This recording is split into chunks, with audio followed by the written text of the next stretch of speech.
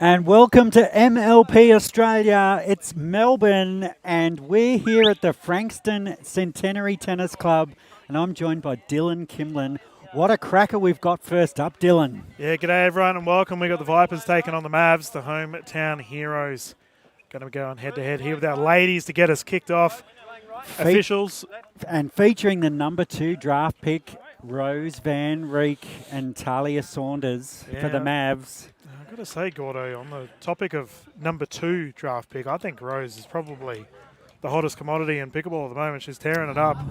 Has been playing incredibly well. Well, there's so many hot commodities. You just look on the other side of the net as well, Dylan, and you've got Amelia Schmidt and Shelby Bates. They've been tearing it up together with the Vipers, but also off court in the PPA. We're about to get underway. Let's go, Mavs. They've got the hometown advantage. Talia Saunders brings it in.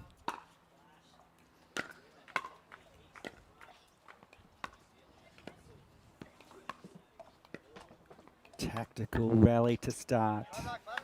Yeah, and we do have to say Talia Saunders did miss out on Vietnam. Unfortunately, our most recent event pulled out last second. Had Mihai jump in as a super sub. So it's good to see the Van Reek-Saunders combination once more teaming up. Utilising the rally scoring format. Now the Vipers didn't do so well in Vietnam, so they'll be looking really to capitalise here in Melbourne. Yep. Whereas the Mavs, they made it through to the quarterfinals in Vietnam and really did well. They built some momentum, so they'll be looking to build on their performance as well. 1-2.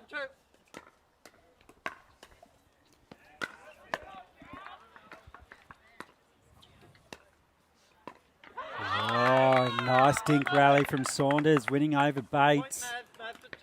Yeah, it's confidence booster for Talia to immediately kick off with a strong shot like that. Tied game 2 apiece.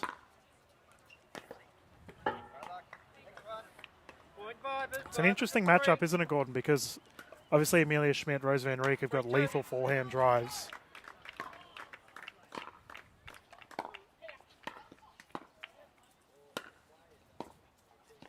So expect the middle of the court to be very hot. Speed ups so common in our women's doubles events here for MLPA. Now the weather was a factor earlier in the day. It's not as breezy, but it is still windy.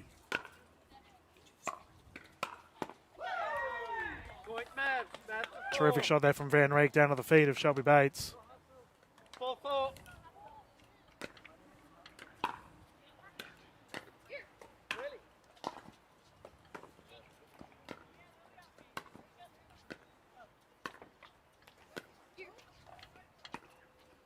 Threatening there, Schmidt.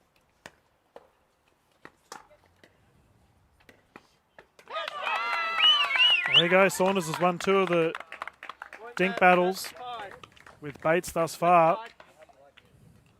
And as you mentioned, Gordo, Amelia Schmidt's already threatened twice with a Ernie attempts, but Saunders is reading it well, keeping it away from her. So we're locked up at 5 apiece. Amelia Schmidt to bring it in. 5-5.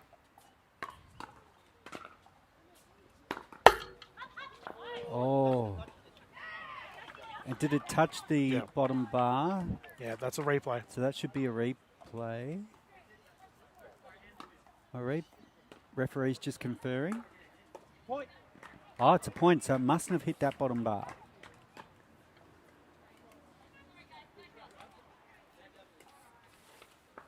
So 6-5, Vipers.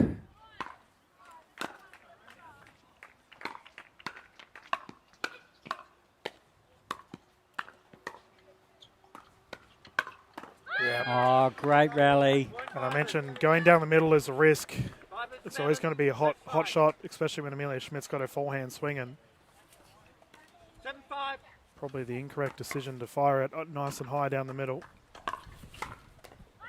Oh, lovely volley, power drive volley from Van Reek.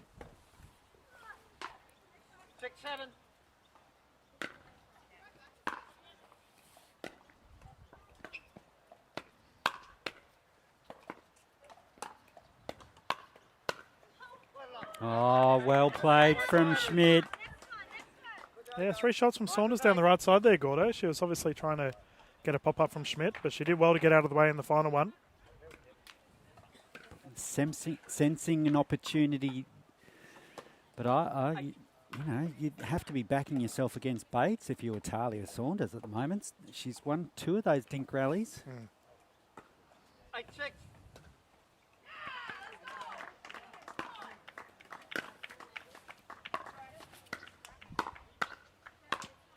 Oh, lovely flat cross court from Schmidt. That's just beautiful play. 5-9. Showing her experience there. Yeah, it's interesting. I feel that Rose Van Reeg's probably been a little bit frozen out thus far, but unfortunately in that instance she did get an opportunity and 9-6. immediate error off her paddle.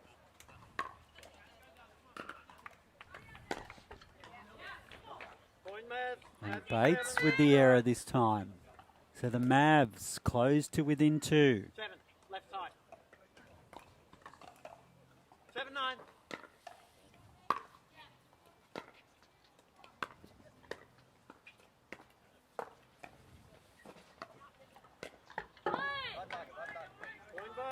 And interestingly, Dylan, we've got Bates on the right-hand side, whereas previously I think Shelby has played that left side role.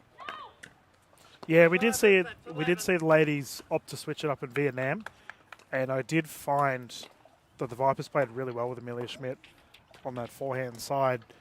As we do have the rotation of sides, the Vipers enjoying a healthy lead here for our first game. Gordo, we have some crazy games this weekend for our MLPA format. It's going to be an absolute blast to call them all. But predictions while we have a bit of a time out here and we have a bit of a discussion regarding this. So your thoughts on the Western Vipers overall? How do you think they're going to go this weekend? Well, it's sort of do or die. At the moment, I think they're in 4th or 5th place on the ladder, and they really need to win this weekend. Not only to, for their self-confidence, but for the team confidence, but to have any chance of winning season 2. And then for the Mavericks in this particular matchup, I love that Rob Cassidy's come in as the super sub. How good is that? We'll see him shortly, but he's going to bring an incredible level of energy with Aaron, and I can't wait to see that because, until you see that, you can't really predict who's going to win this.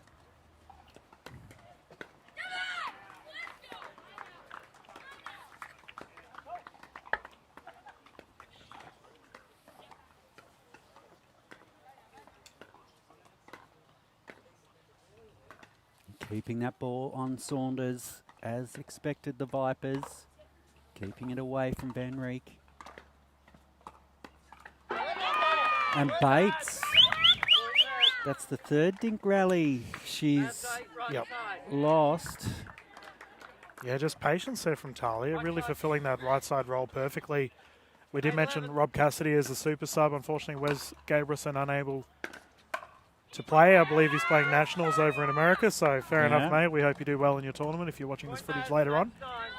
I know he was watching earlier, so he'll be, wishing the Mavs the absolute best. Oh, great defense from Van Reek.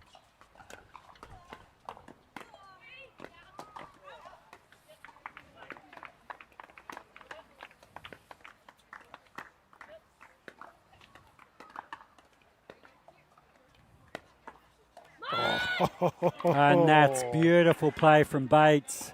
That is not an easy shot to pull off right in the corner too. Well, especially when Van Reek is front on to you. That's, you want to thread that needle or it's going to come unstitched. I will say, for Talia, I think she's winning these dink battles because unfortunately, that's a net roll into the kitchen. Unfortunately for Bates, she had to pull off a crazy shot like that to get out of the dink rally. We'll see how the trend continues.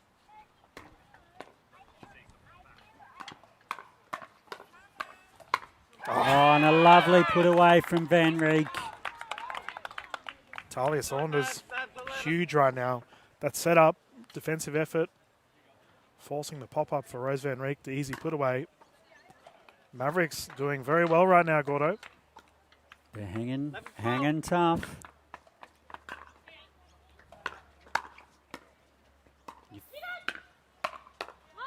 You feel as though the Vipers have got another gear, though. Yeah. Shelby Bates really is the X factor for me at the moment. She's the X factor on court right now.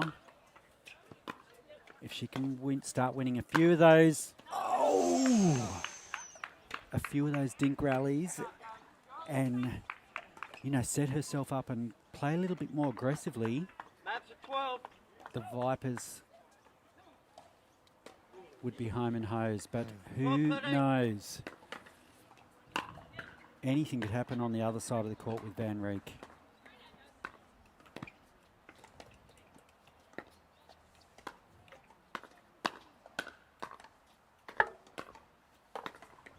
Great play from Schmidt. That's a good Great rally. play from the Vipers there. Had to defend. Yeah, we can see Rose Van Reek trying to insert herself a little bit more there by covering a little bit more court, but didn't matter in the end. There we go once again. Just coming across a little bit more. Really trying to get big. Talia Saunders has been rock solid for the Mavericks. 13-14. Tied game. 14-14. I actually think the question here is on Amelia Schmidt, Gordo, as we've just discussed. Rose getting more involved. Amelia's now, she needs to respond by getting involved herself.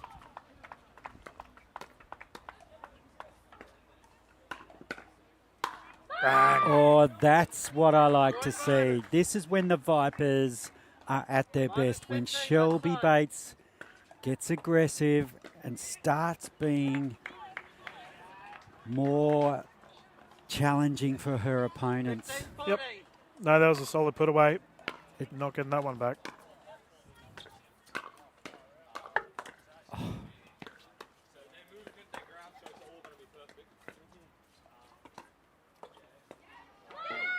And Bates now starting to win those dink rallies, so a little bit more confidence now coming into Bates's game. This is danger signs here for the Mavericks. Yeah, we've seen Saunders attempt more of an open face slap towards the left side of Amelia Schmidt, but she's getting him back with ease.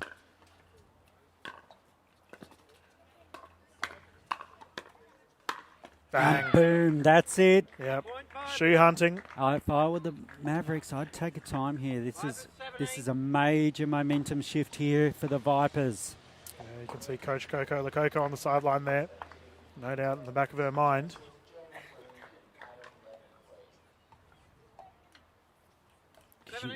You don't want Shelby Bates to get hot.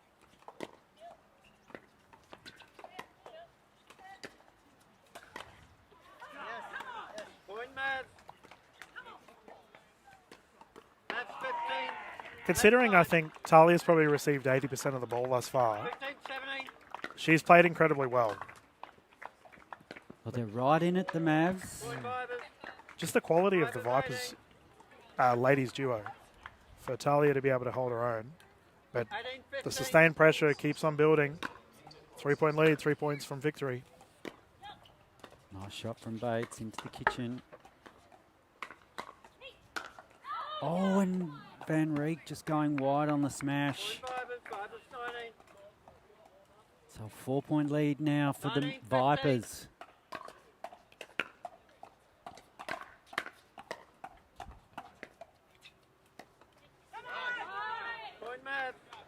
That pickup was ridiculous from Shelby. What was that? It was. And we saw in Vietnam just how flexible Shelby Bates is. I think she did the splits a couple of times getting to balls.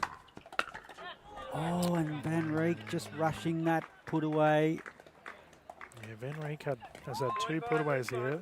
It's not often she misses those. So that wind could be a factor out there.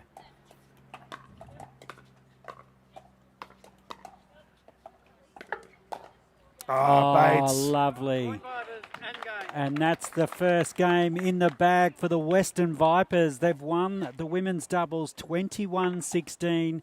It'll be up to the men right after this. We'll take a quick break and be back with more.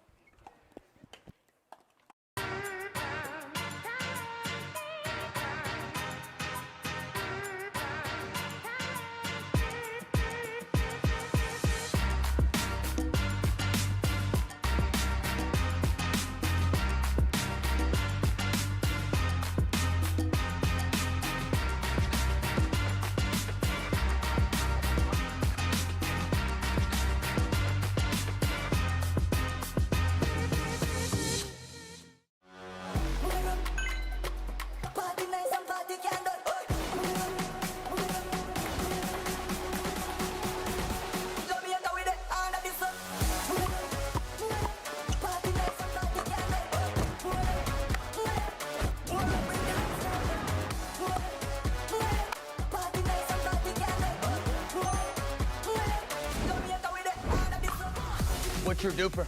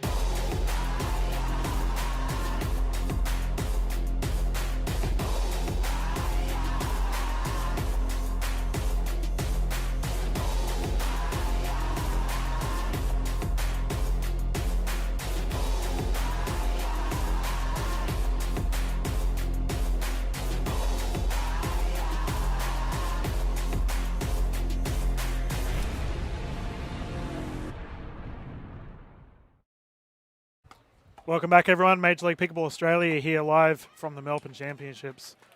Speaking of Melbourne, we've got the Mavericks on court and taking on the Western Vipers.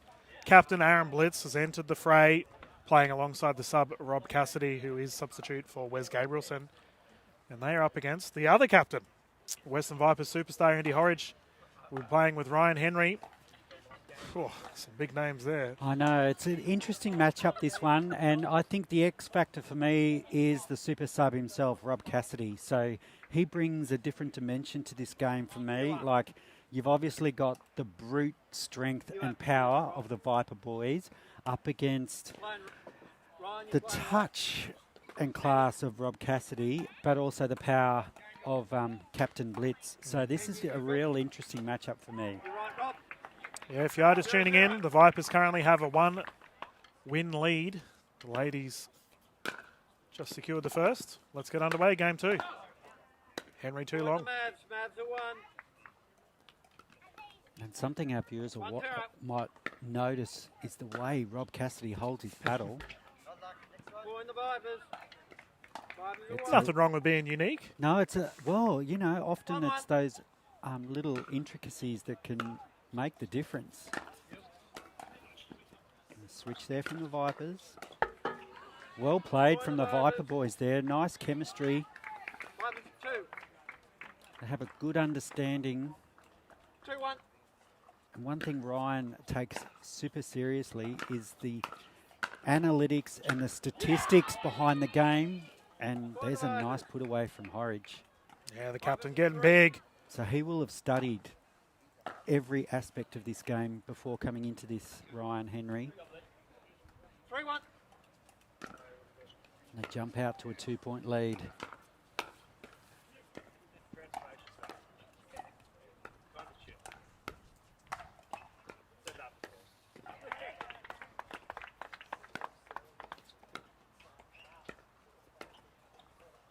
So clear strategy here from the Vipers just to keep it on blitz. Trying to ice out Cassidy as much as they can. 4-1.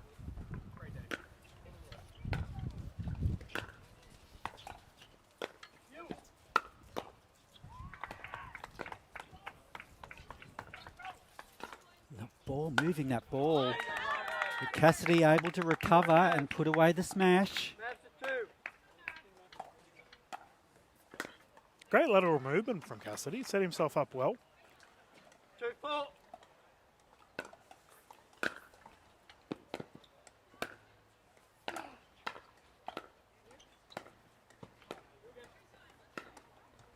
Yeah, well left. Well left by Blitz. Yeah, I will say, Gordo, I was very surprised that Rob Cassidy didn't get drafted. So I was not surprised at all that he featured in Vietnam and then now in here for the Mavericks as a sub. What an amazing pickup. I know. What a great sub. I mean, Wes Gabrielson, take nothing away from him. Like, he's a Hall of Famer, but to be replaced by Rob Cassidy, it's like, wow. And it speaks volumes about where we're at in PPA Australia. It's like the stars have come to play.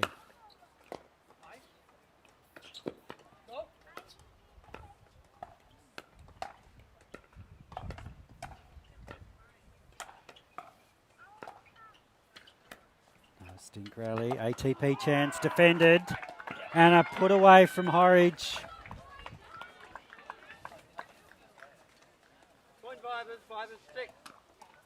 I think Cassidy going for the lob straight off the ATP defence, but just couldn't get it high enough over Horridge to cause him any troubles. 6-3.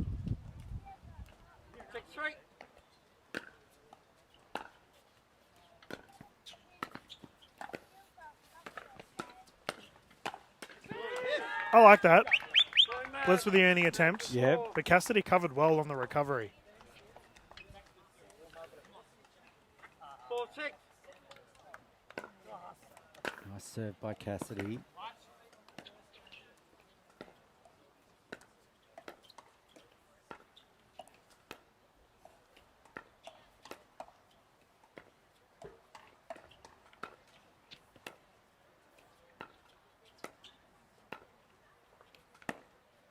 Oh, and Blitz finds the hole.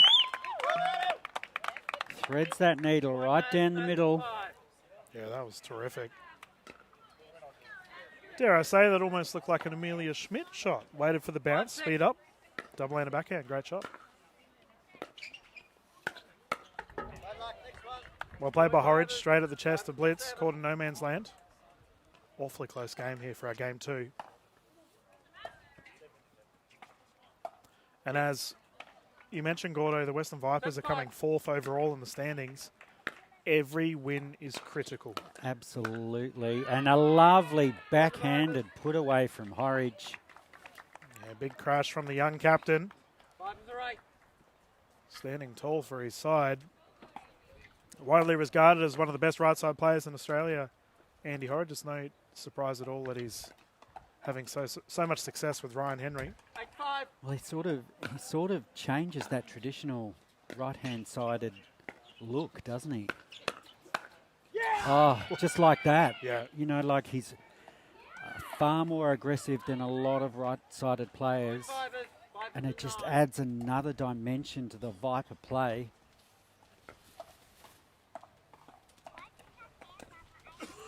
Yeah, every event I continue to be impressed by Andy Horridge. He just continues to perform and grow.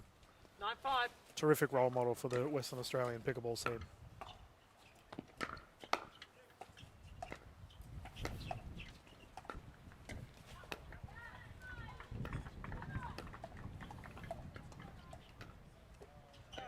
Ooh, and Blitz just not getting the roll. I think the wind blew it back over. Vibers 10. So 10-5 here. 10-5.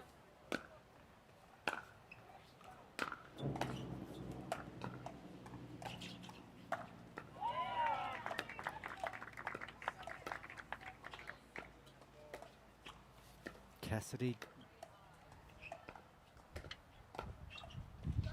intimating, trying to influence the play without the ball with his court position.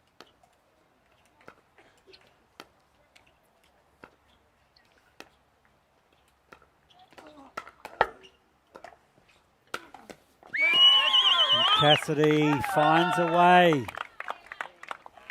Defensive effort was unreal. That was a great shot from Ryan Henry. But Rob Cassidy, Yeah. And again, it's like Andy's doing for the Vipers. Cassidy looking for those offensive right side opportunities. I wouldn't be surprised at the change of ends if the Mavericks swap Cassidy to the left. It'll be 7-10. interesting. It's a possibility. well, we do see the left-handed, right-handed side with Jamie Haas. For the Aces, unfortunately, she's unavailable for this event as well.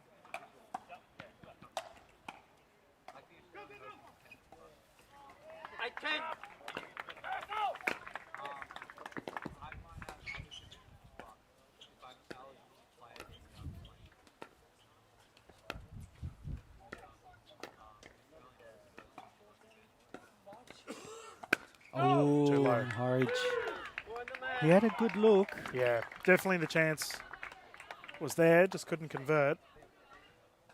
And the Vipers are on the old-fashioned 10-point hump. We are playing rally scoring format to 21, however. 9-10. All of a sudden, it's 9-10, so the Mavericks fighting back.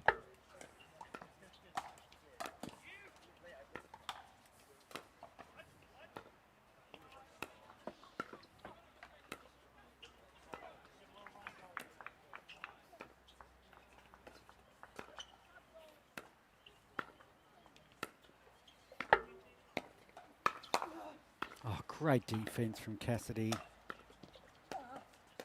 He's trying to inject himself here. That was a terrific dink rally. Rob Cassidy somehow got that defensive shot back. He's done that twice now, Gordo. Ryan Henry flings a real fast one at him. He gets it back with ease. He's got the reflexes of a cat.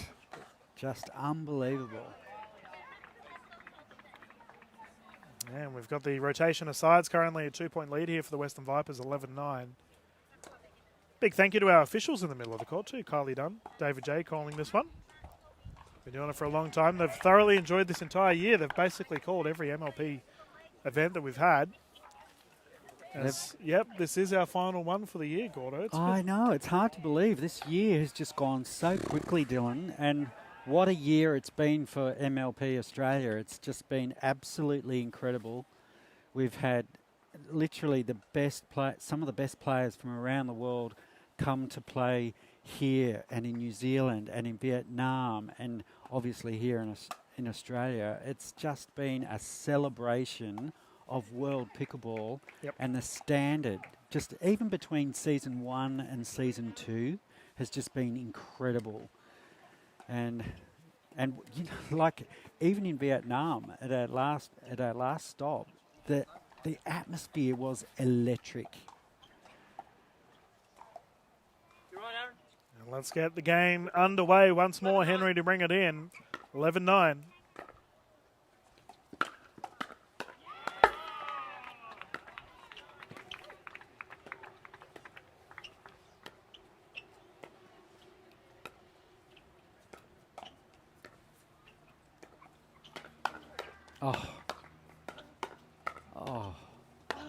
Go! Oh, what play from the Mavericks. Oh, mayhem in Melbourne. Rob Cassidy with an Ernie setup. He's starting to inject himself, and if he can keep doing this, the Mavericks 10-11. could get on a roll.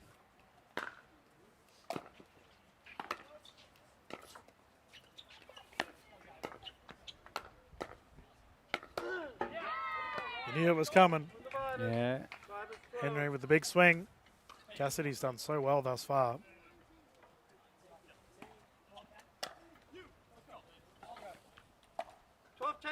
Horridge to bring it in.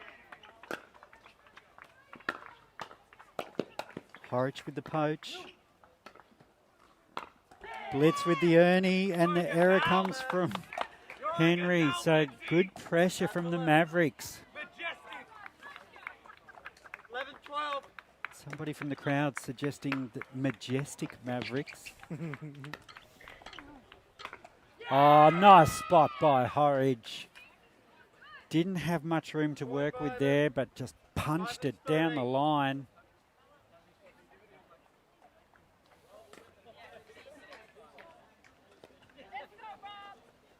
Coming to you, Aaron. 13-11.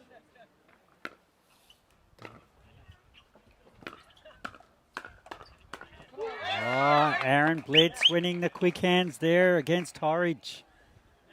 That'll give him a bit of confidence here. 12, It's a hard one to call thus far, Gordon. Oh, this is Very close. close. And really could dictate the outcome of this match. It's a fair point considering I think if the Vipers take this one, 5 is 14. that's a very tough ask to come back and win both mixed. 14, 12. Well, if you look at the statistics, it's almost impossible. So, you know, teams that go down 2-0 very rarely come back. Mavs 13. So the Mavs will want to stop that in their tracks if they can.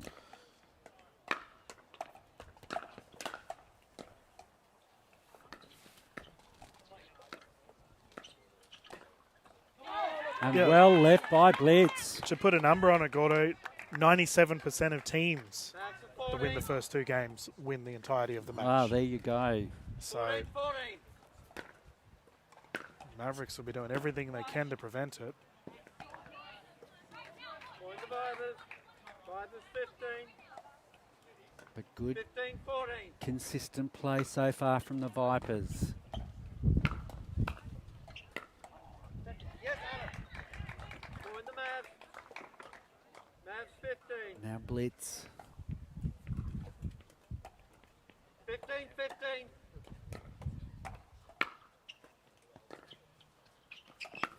Oh, what a spot. Ryan Henry with the drive, great shot. Just found that sideline. That's 1 point closer now for the Vipers. 16-15. Cassidy leaning in and attacking on that shot. 16. Right. 16 apiece. 16, 16.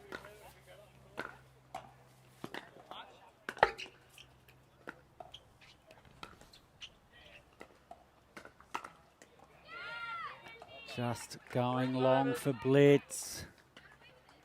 5 is 17. The Vipers hanging on to that lead.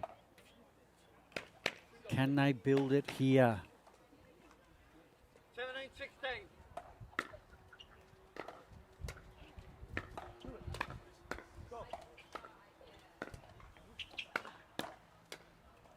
Nice reset from Henry.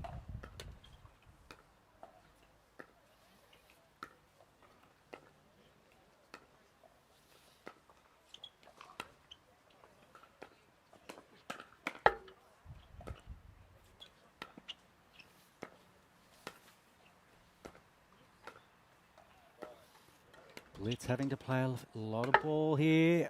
Oh, and that's just gone long. Grinding out the point there, the Mavericks. Point Mavs. Mavs 17. Great play by Blitz. He's really having to absorb some pressure here.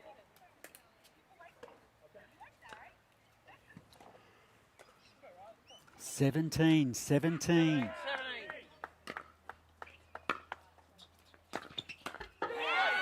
And the Mavericks now, Cassidy firing up.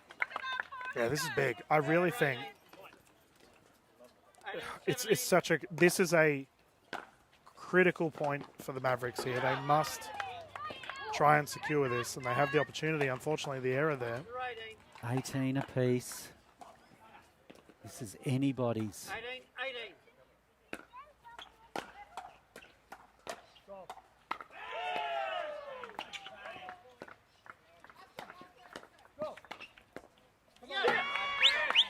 Great play from the Mavericks.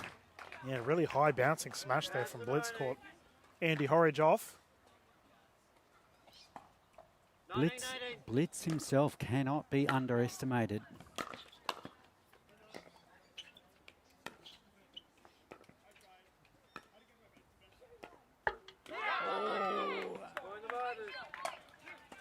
Just missing that dink.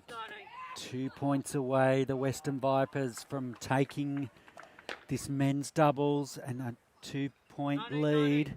Can they do it? Cassidy coming right across and lulling Horridge into an error. And it brings up a game point, Dylan. It's huge. And this is where the rally scoring format hurts. Those unforced errors like stings so much. Are the Mavericks about to sting the Vipers? They are. It's a 21-19 point win to the Melbourne Mavericks. We're locked up at 1-1, Dylan. That's so big, considering the gentlemen in the green typically play quite well together as a team, but the super sub Rob Cassidy, and I thought Aaron Bliss played really well as well. Oh, how many balls did he just have to play? 80% of the balls? It's the same as Talia Saunders. Yeah, and he was rock solid. You know, there was a few unforced errors there, but we'll be back. Oh, we're not going to a break. We're going to talk some more. But, yeah, he really had to absorb the pressure there, and he came up trumps. So did extremely well, and then allowed Rob Cassidy to come in at those times and just really put the pressure on. Yeah, and while we wait for our ladies to get ready for the mixed action part of our game, I do have some more stats for our viewers at home. You love your stats, don't you? Well, Dylan? it's something that I think we need to do more of here in Australia. So I'm happy intern Dan has been working tirelessly to get all these stats ready. So I'm doing it for him, doing it for the young fella. So ironically, the combination of the ladies warming up right now, Shelby Bates and Amelia Schmidt, they've gone 6-1 or now 7-1 because they won their game as a duo. So they are the most winningness, if that's the correct terminology. All right. Duo for this season. But on top of that, the Melbourne Mavericks have the closest MLPA match in history and the longest.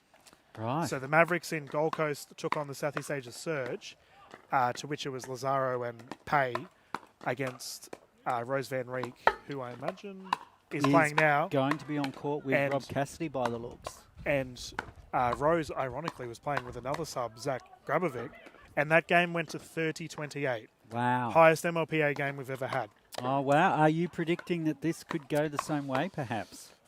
I mean, talking about stats with Rose Van Reek, I did bring it up earlier. Looks like Ryan's coming onto court. Yeah, I imagine it'd be Ryan and Amelia. Rose Van Reek currently has she's the first MLPA player to have 30 games wins under her belt, and she did that in Vietnam. Her current record is 30 wins, 4 losses. Wow, that's pretty daunting. So, when you think about some of those stats, this is such a good matchup. It's a good matchup, that's right. So I think this particular combination, because I love it, first of all, because we're going to see Rose Van Reek on the left side. Rob Cassidy is obviously going to play the left-handed on the right. And what I love about having a lefty on the court is it usually means the gendered players face off. So you have the ladies on one side and the gentlemen facing each other on the other. So those hands battles are going to be nuts. It's going to be something to watch, that's for sure.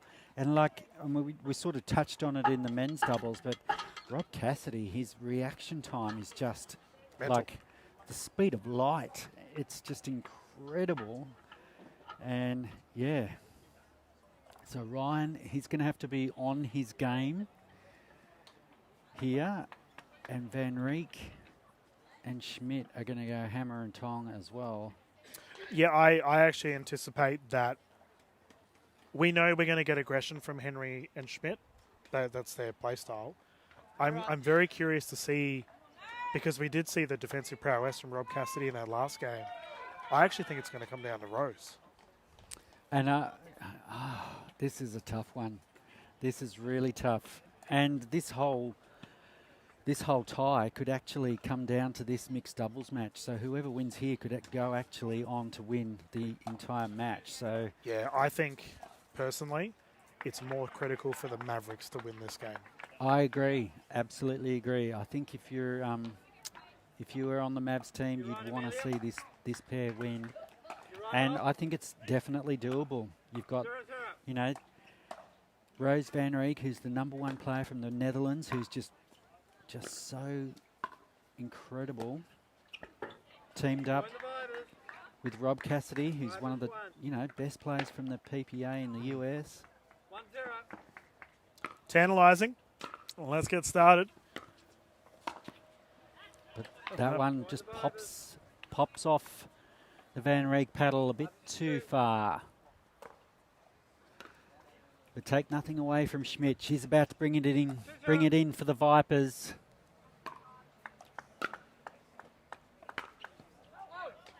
And that Henry drive goes long. That's a 1. So 1-2. close start. Point the Vipers. 5-3.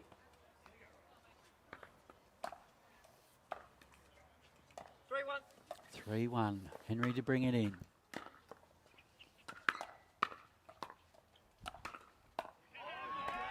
Nice defense from Schmidt.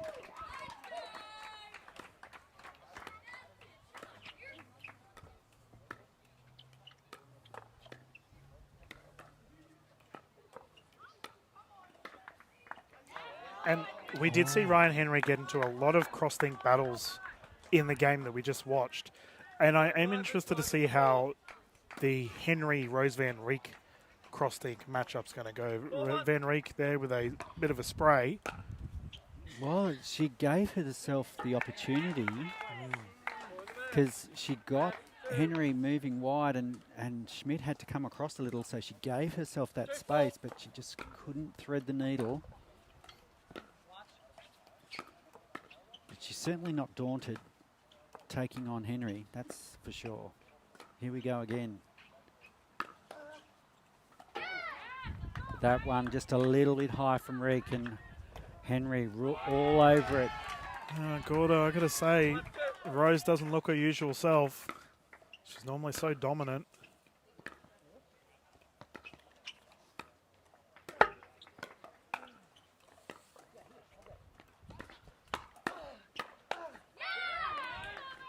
And nice attacking play from Ryan Henry. I will say, because we did see the gentleman, Henry, 6-2. I think he probably prefers the face-on to Cassidy. Just gives him that opportunity to launch a little bit easier. That's a 3. 3-6. Oh, that serve pulled in, yeah. Oh, Cassidy getting the roll. Point Mavs. So the Mavs clawing their way back. 4-6. Nice shape on that serve from Cassidy. That's a terrific return there from Amelia Schmidt. Push it nice and deep. 7-4.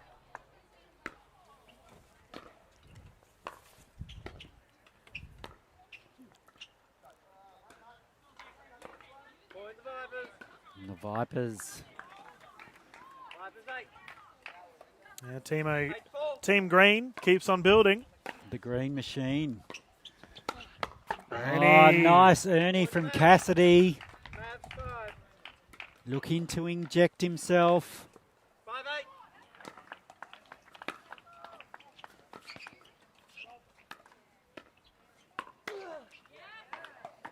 And Rose just shifting it up and going straight on to Schmidt there. But Schmidt speeding up to Cassidy and coming up trumps.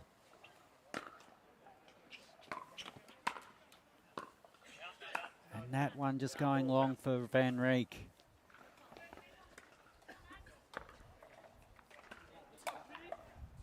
I don't think the conditions are to Van Rijk's liking. That wind's still a little bit of a factor.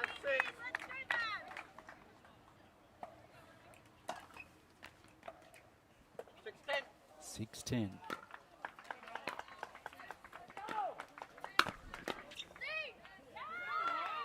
Ryan And Henry with his own early. I know, great pressure there from Ryan Henry, and they hit, well, they're leading 11-6 going into the change of ends here, so a commanding performance so far from the Western Vipers over the Melbourne Mavericks here in the first mixed doubles.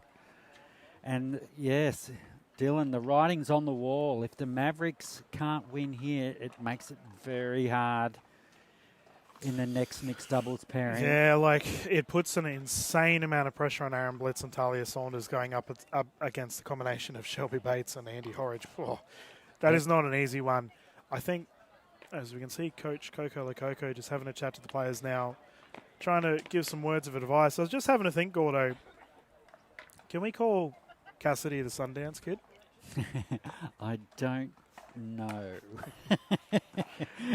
Or Butch, we could just call him Butch. I don't know what's worse. But either way, we got to say Rob has been an absolute pleasure, both in Vietnam and now in Melbourne. He's such a wonderful bloke to have here for our MLPA. As they have re-entered the court, we can get started once more.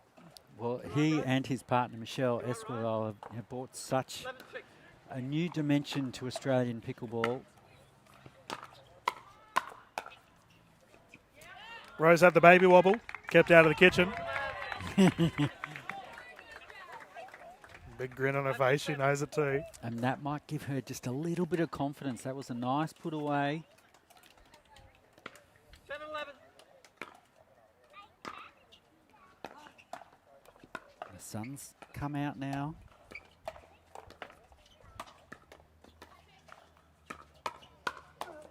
Oh, great play. Oh, what was that? What do we call that? That's the Cassidy Sun dancing is what it is. dancing. I like it, Dylan. Oh my goodness, that was some fancy footwork from That Cassidy. was like the hot shoe shuffle. Cassidy with the moves.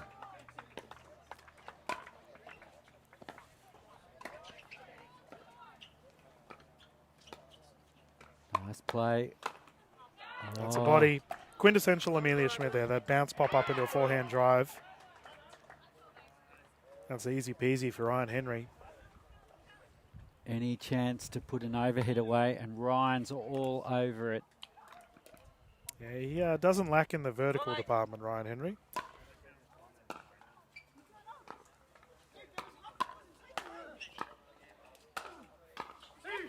Nice forcing play from Cassidy.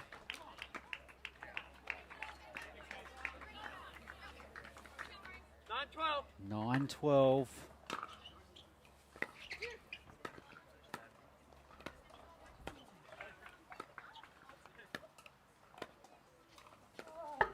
Oh, getting the roll. Nice recovery. Oh, Mavericks. I think that is so good for Van Reek. And I'm going to explain it because everyone will be like, what are you talking about? Cassidy did all the work there. But that is so inspiring. Like, Rob Cassidy just pulls off an absolute insane play. Rose now knows, okay, I've got that backing me up. And look what he can do. What was that? Switch on the side of the Mavericks.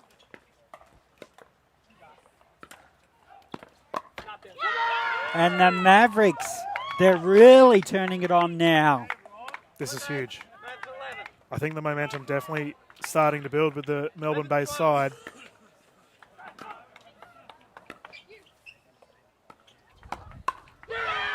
And the speed up from Van Reek straight at Schmidt. Yeah. Typically, that's a risky move. Amelia Schmidt puts that one away, but... And as a result, we have a timeout. I think this is good. Rose has a little bit of bop in her step now. She's looking a little bit more confident. And Rob Cassidy, my goodness. Like, it's any other player, and yeah, that ball's not coming back, but it goes to Rob Cassidy and it just comes back. Like, how did that last ball come back? Yeah, he gets so low, doesn't he? Oh, just incredible. But he obviously reads the play as well. So he's so good at reading what shot's coming off his opponent, and he's in position, ready to play the shot a lot earlier than a lot of other players. Yep. It's just an incredible talent. Yeah, just reads the ball so well, and that's a very quick timeout. The players are immediately back on court. We can get stuck into the madness once more. Oh, Tied game, 12 apiece. Not a must win, but it's definitely a critical win for the well, Melbourne Mavericks. you definitely want to have it in your column, that's for sure.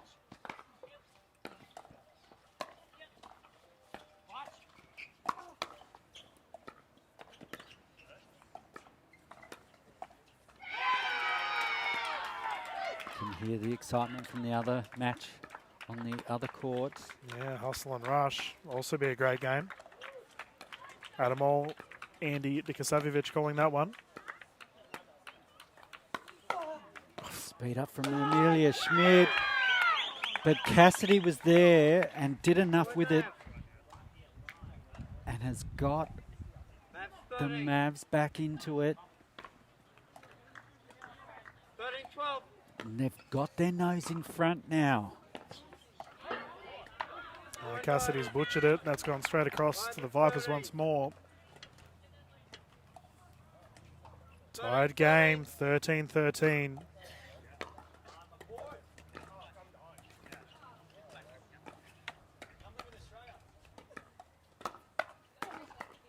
Oh, I don't know how he does it. It's almost, I don't want to use the word unorthodox, but I imagine it's for the opposition.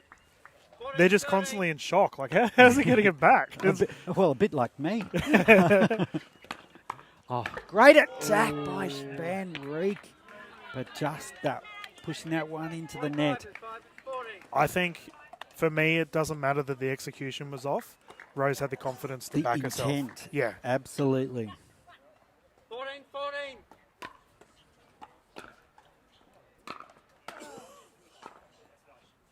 Keeping it on Henry here. And Rob Cassidy. That's 15. It's the Mavericks by one. 14.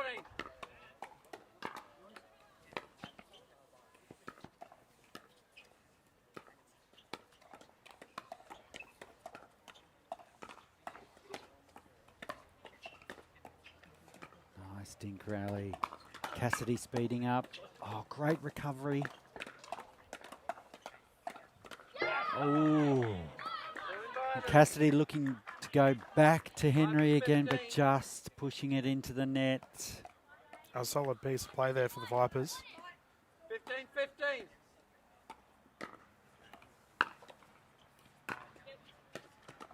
Oh, that is touch plus from Cassidy. Point Mavs. Mavs 16. Wow. That was an off forehand drop. That was 16-15. crazy.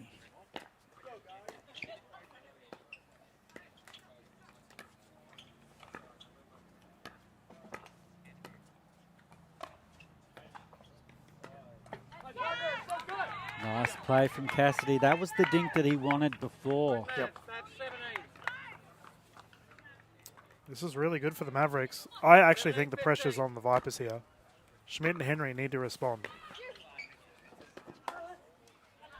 There we go. I will say Rob Cassidy did read it. He had his paddle up ready to go, just the sheer pace off of the Henry paddle. Yeah. Too much. And if it's one thing Ryan can generate, and that's pace. He can really smack that ball.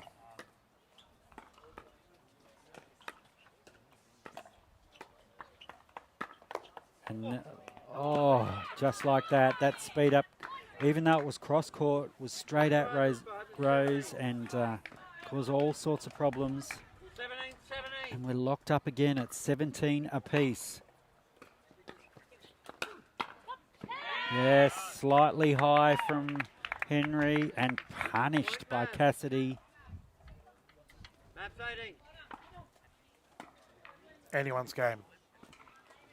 Who is going to rise to the occasion 18-17. to secure this ever crucial mixed doubles?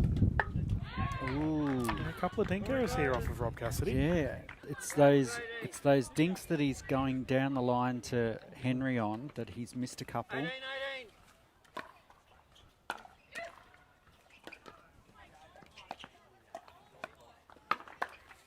Oh, great hand, Schmidt. But Cassidy with the punch to the feet. Yeah, Van Reek with an awesome setup there. Mavs 19. 19-18. Oh, Henry just had to Ernie slightly and that left the court open and Cassidy punched it into the gap. I just love how animated Rob Cassidy is. You can see he's like, hey, he just fires himself up so much. 18. Game point for the Mavericks to take a 2-1 lead. Oh, but Henry won't be denied. What about that bounce? I'm surprised Cassidy even got his paddle near it. Ryan Henry tried bouncing that into orbit. Got the ball back. 19, 20. 19-20. So the Mavericks are frozen. Tight game. Now we're tied at 20 apiece. Now you did mention that record before, Dylan. I don't know if my heart could take that right now. Well, strap yourselves in, ladies and gentlemen. We might be here for a while. And it's the Vipers now with their nose in front. What a response. We asked the question. And Ryan and Amelia have responded.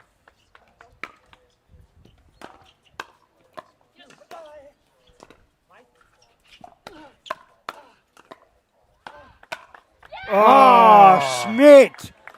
What a shot, and that's the Vipers home by the thinnest of margins. That is a huge shot there from Amelia Schmidt. Rob Cassidy obviously trying to poach.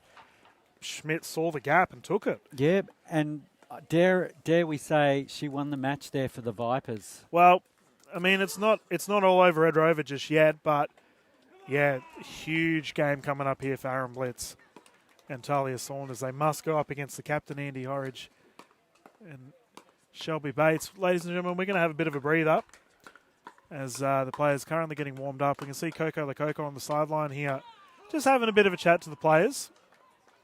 And I do wonder what words of encouragement should be providing. Obviously, Talia Saunders played terrifically well in the game before this.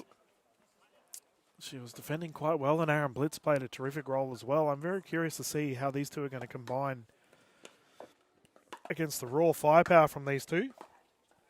And we're going to bounce into a quick commercial break, ladies and gentlemen. We'll be back live here at MLP 8 Melbourne right after this.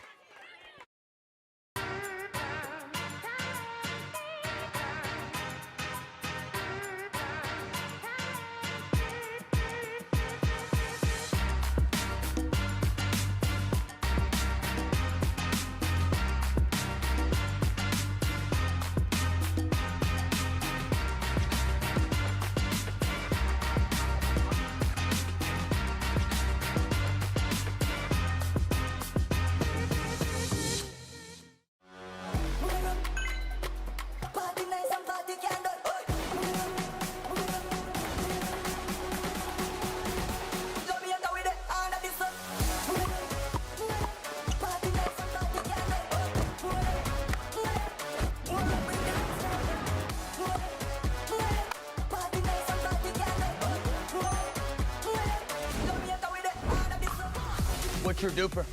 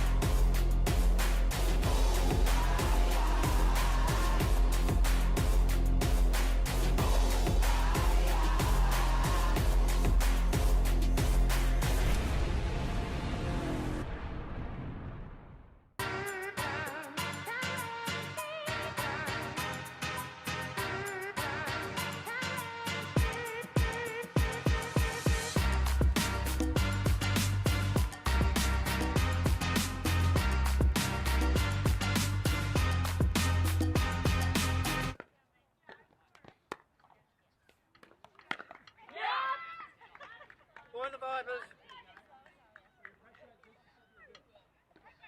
Vipers 1. Left side, Andy.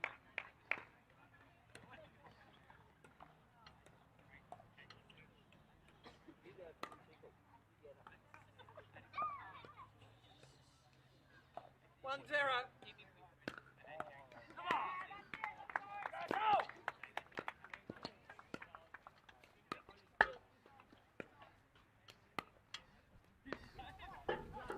Point to Mavs. Mavs are 1. So we're back. A little sound issue there. 1-1. So we're locked up at 1-1. Point Vipers. Now this is do or die for the Mavericks here. Now I went courtside, had a chat to Coach Coco Lococo of the Mavericks. Shelby looking to come across and punishing play from Bates. Now Coco she was telling me we're just looking to play good, consistent pickleball here and get to that no volley zone as soon as they can. Try and put some pressure on the Vipers. 3-1. And they think Shelby's slightly off her game, and we sort of touched on that, Dylan. But in saying that, she's just bagged Blitz on the leg. But maybe she's not off her game at all. I would not be questioning Shelby Bates. So, but they are going to look to target her initially. So look for that. 2-4.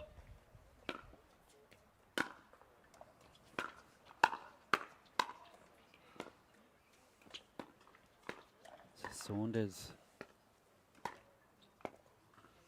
And this was the key matchup we saw in the ladies, Gordo. Absolutely was. Saunders and Bates. You can see Bates already has gone back to blitz a couple of times. Point Vipers. Vipers side. I do think this is going to be the case, that Shelby's going to receive a high percentage of the ball. Comes But down to 5-2. if Andy Horridge can get himself involved. But I think that could quickly change, because one thing is for sure, we know Shelby Bates is a class performer, and when she hits her stride, you don't want to be hitting the ball to her. So if she can find the confidence, start winning those points and start being that aggressive Bates that we've seen in the past, I think Andy will all of a sudden start seeing balls as well. Like that. Point Vipers. Yeah, one thing you don't want to do with the Vipers is pop it up. Like, all of them can hit the ball hard. The old Viper strike. And Shelby Bates deals with that one with ease, and she's wandered off the court. There we go. The sun's out in glorious Melbourne here at the Frankston Centenary Tennis Club. Nice recovery from Horridge.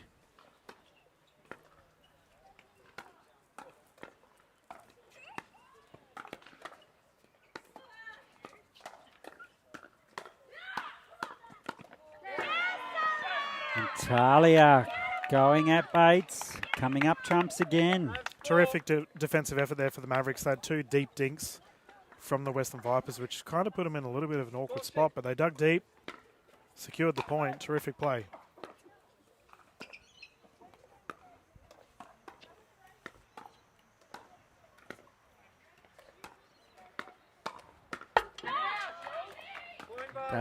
That speed up, yeah, just not enough on it, I don't think, from Saunders. Ball coming to you. 6. You're 6. Sorry, 7. Beg your pardon. So the Vipers 7-4. Oh, nice backhand from Shelby Bates. Vipers 8. And almost, that's a ball in booth. Ball in booth. It almost looked like Aaron was a little bit surprised by it. I think he might have anticipated a Horridge forehand, as it was sort of in the middle. But Shelby Bates can rip those drives as well. Case in point, And catches blitz off again. again. Vipers 9. And you don't want Bates to get hot.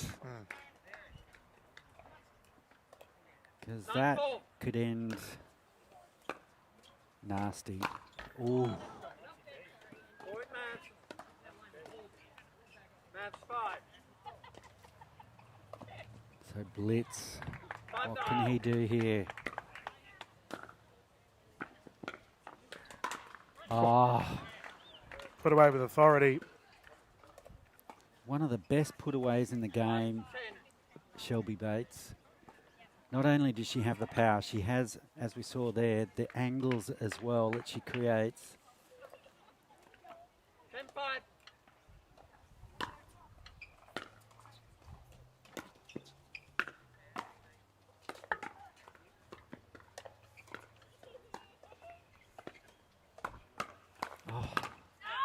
Oh, great play.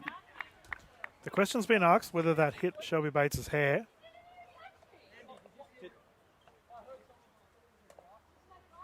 It didn't hit the hair. Just some conjecture over whether it hit Shelby Bates' hair, but not a chance. So, and just like that, 11-5, the Western Vipers have taken control of this fourth game. It's an absolute critical game.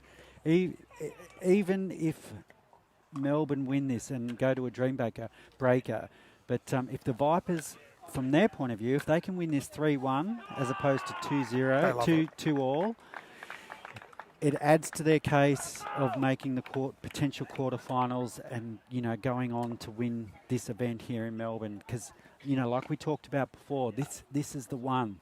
They really want to really show their stuff on the main stage and take out an event. And it all starts with this against the Mavericks, Dylan. I was about to go into some deep analysis with you. Go.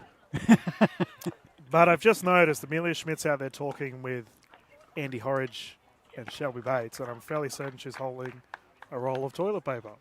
So this Ryan Henry's just conveniently stood in the way. That's a new... I don't know what... I don't get team formats anymore, man. I don't understand, but... We can get started, Dylan. Just don't even question it. The Vipers have the lead. So be it. I don't know what to say. Yeah, Point match. That's 6. Well, it's fair to say the Vipers are on a roll, but the Mavericks need to stop it. The big question is, was it sorbent? Point Vipers. Vipers. Talk 12. about product placement from the Vipers. 12-6.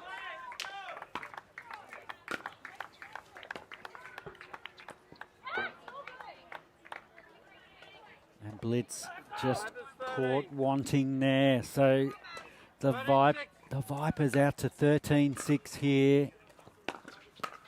It's not looking good for the Mavericks. Match 7, yours, Aaron. Oh, did I just hear that right? It looks like on our second court we've got a bit of singles action getting underway. Dream breaker time, Eastern Rush, New Zealand Hustle. So the Hustle must have got out of jail and taken it to a dream breaker. But back to the action here. The Mavericks would dearly love to take this to a dream breaker. But that dream looks like it's going to be shattered by the Western Vipers. Toilet roll might be the way to go, mate. Yep. So 5-14. They're 7. clearly 14-7. inspired the troops. They are currently enjoying a bit of a healthy lead. No one goes long. Oh, so nothing going right for the Mavericks at the moment. So they're down here, 15-7. That's a big hole to come back from, Dylan. Yeah, and I do think, and this is the deep analysis I was going to do before I was thoroughly put off track. I do feel, how good is it for Captain Andy Horridge, right? He has barely touched the ball. Yeah. And they are enjoying such a healthy lead. So Shelby Bates, as you talk to Coach Coco Lococo, clearly unfazed by their tactic. And clearly that tactic isn't working. So now the pressure is on the Mavericks. Maybe, arguably too late, but they've obviously got to change up something. They've got to bring Andy into this game somehow, because Shelby is as solid as a rock. She's found her form. She's started to attack. So they've got to look at other options, and the only person they haven't hit to is Andy Horridge. And, maybe they need to start spreading the ball around the court a little bit more and just play their shots, because they've got nothing to lose here, the Melbourne Mavericks.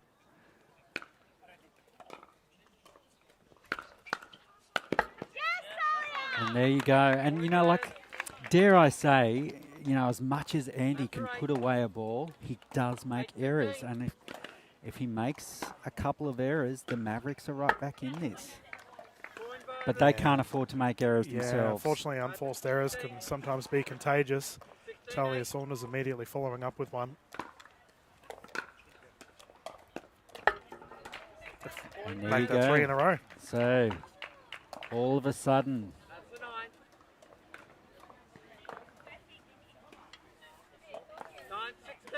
a 9. 9-16. 9-16. Captain Blitz to bring it in. and there's another error from Horridge. So there's Yeah, we might be onto something here, a Gordo. slight opportunity here for the Mavericks. 10-16.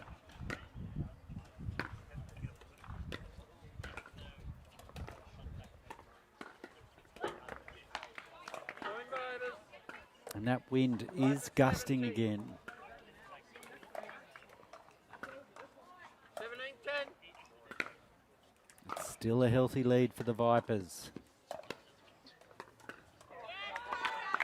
Natalia getting Shelby's number again. That's probably the one real positive thus far. 11-17. I think Saunders has probably held her own in that particular matchup. Oh, great attack from Andy Horridge. Going to Vipers, There's that powerful overhead Yeah, raw aggression. 18-11. on the Ernie that time. Nice deep return. Yeah, that was beautifully set up by Saunders with that deep return. 12-18.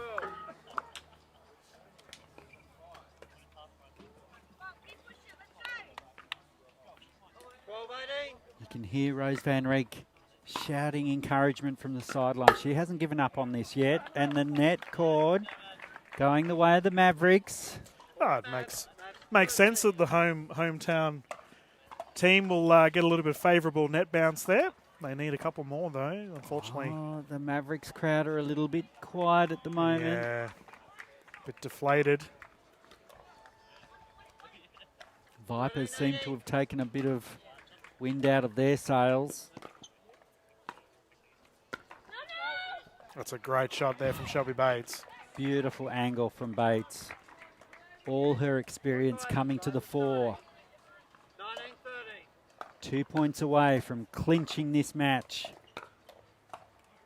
And that's just wide from Horridge. Point Mavs, Mavs 40. 14-19.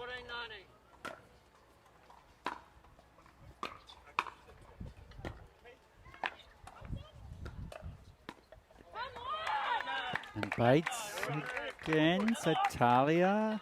That's 15. Yeah, we can see Talia occasionally. She gets a bit flustered, a bit frustrated with herself. She has to be happy with her cross-thinking thus far. Oh, and Bates straddling the kitchen and pushing that overhead wide. So all of a sudden, the Mavericks have just Yeah, the heart still beats. a Still a little pulse. sniff. And just remember, so the team that reaches 20 will be frozen. So, and that presents a whole host of opportunities as well.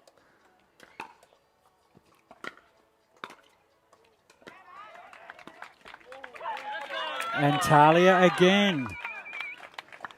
So Bates clearly a little rattled, Dylan, when dinking cross court to Talia Saunders. Yeah, I think that's That's the critical matchup at the moment. I feel Andy Horridge did get himself a little bit more involved after those errors that we did talk about at the rotation of sides.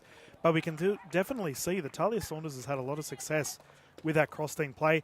Aaron Blitz has been a little bit quiet, but I mean, what they're doing is working. Absolutely, and I think, you know, like if we look at the context of the game now, it's 19-17. I think if Talia can keep that dinking going to Bates, she knows she can dink to Bates with confidence, knowing that she could win the rally straight away. But then if she mixes up that dinking pattern and pushes one to Horridge, who has been making errors, there's a whole host of opportunities that could open up for the Mavericks. And is it too late? But it's 17-19.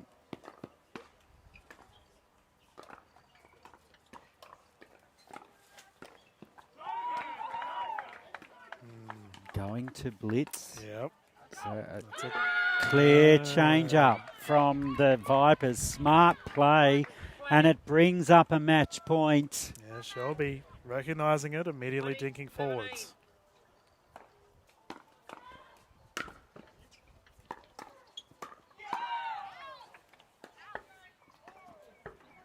Oh.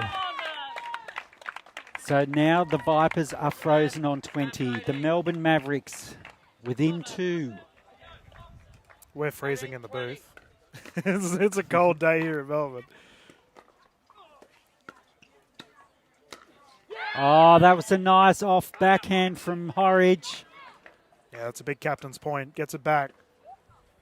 Can he finish it off here?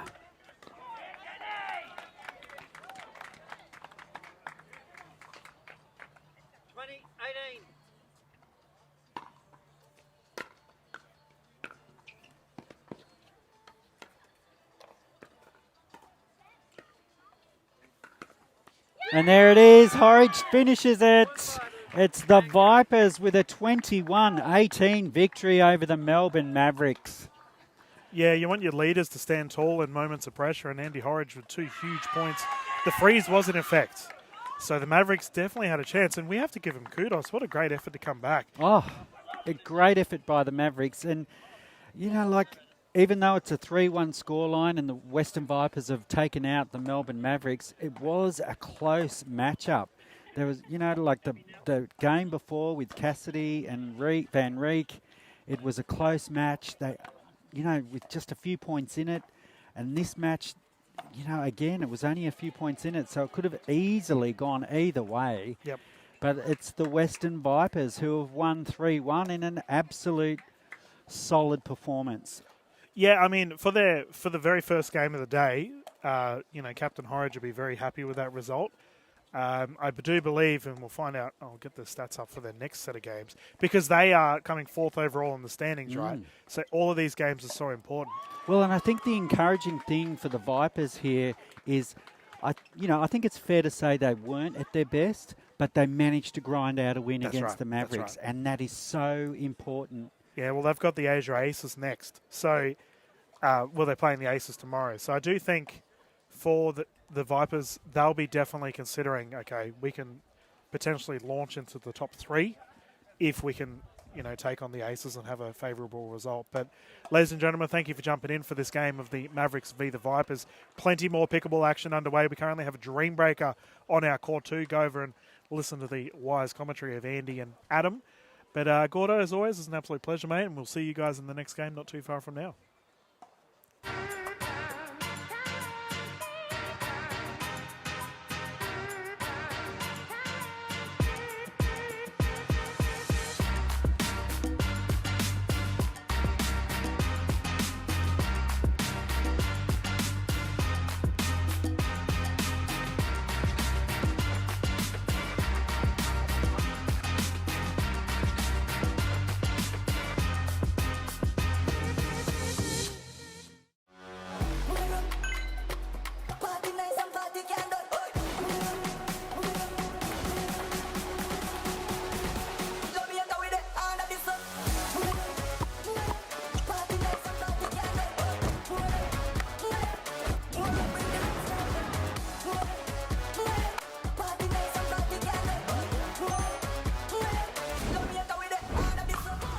What's your duper?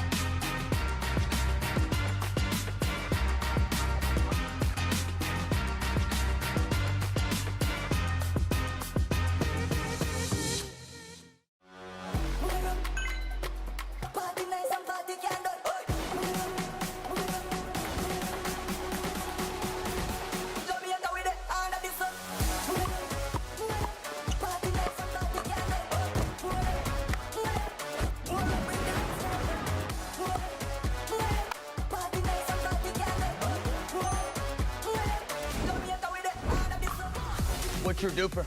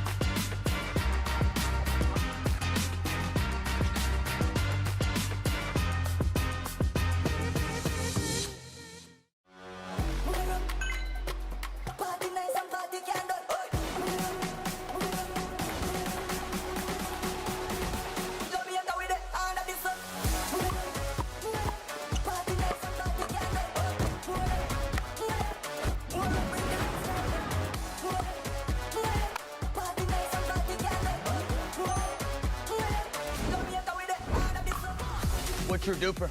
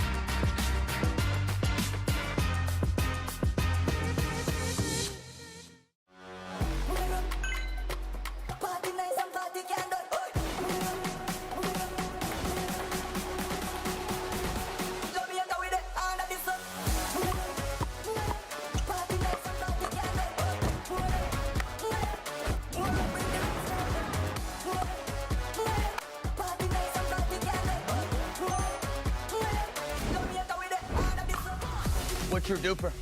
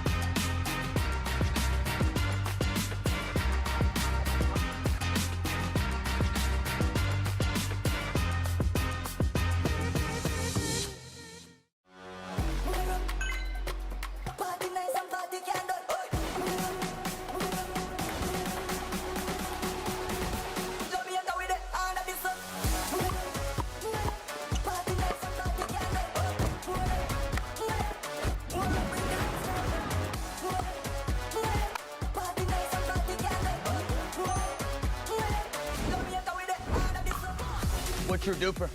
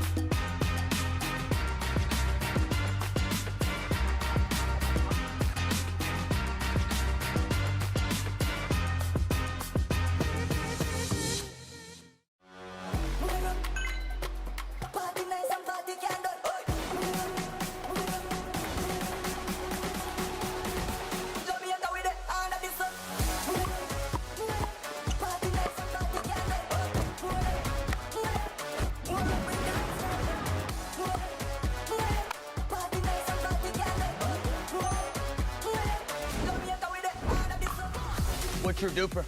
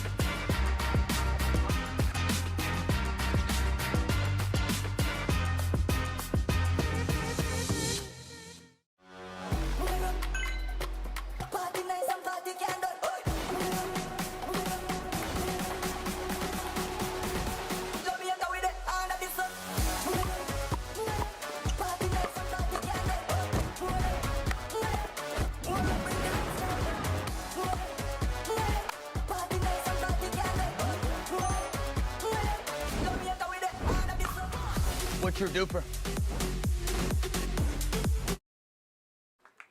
Hello, ladies and gentlemen, and welcome back to MLP Australia. My name is Adam Hall.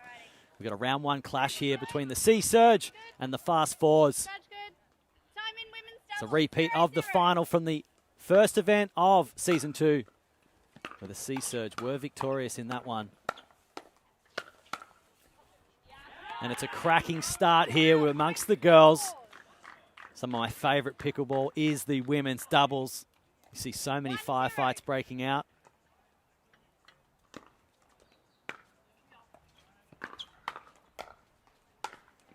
And that ball was hit with authority from Captain Pay. Joining me in commentary is the Eastern Rush coach, one of Australia's best coaches, Mr. Mike Newell. Welcome along. Hey, Holly. How you doing, buddy? Very well, thank you, mate. You've joined us just at precisely the right time here in this clash. Yeah, good early call there from Jamie Way with the no call. Unfortunately, Liz Trulock went for that. Yeah, it's enticing when those balls are sitting up to have a crack at it, but just missed that one. A lot of those kind of mistakes today with the amount of wind we've been having. And it looks like it's an easy ball, and all of a sudden it deviates at the last minute. So this is something that's been going on a lot today. And, of course, Liz Trulock joining us again. She missed out in Vietnam. She made quite the formidable pairing with Jamie Way. Looking forward to seeing her, Mike. Yeah, that's right. They won the Gold Coast event, the first one of season 2, and they played fantastic in that.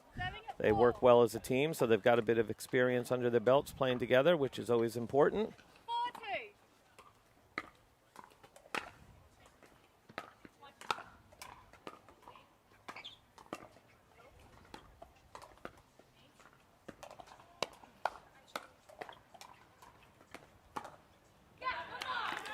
Great job from Jamie there, sliding to her left and countering that forehand straight through the middle. It's, all about the footwork when you're up on those fast hands battles. If you can get your feet moving as well as your paddle, then you're going to be in much better position to counter and attack some of those balls. So great job there from Jamie. Not a particularly good serve, I might add, Adam. No, unfortunately, she just let herself down there. It's only the early stages of this clash, however, Mike. That's true. We've got a lot of pickleball in front of us.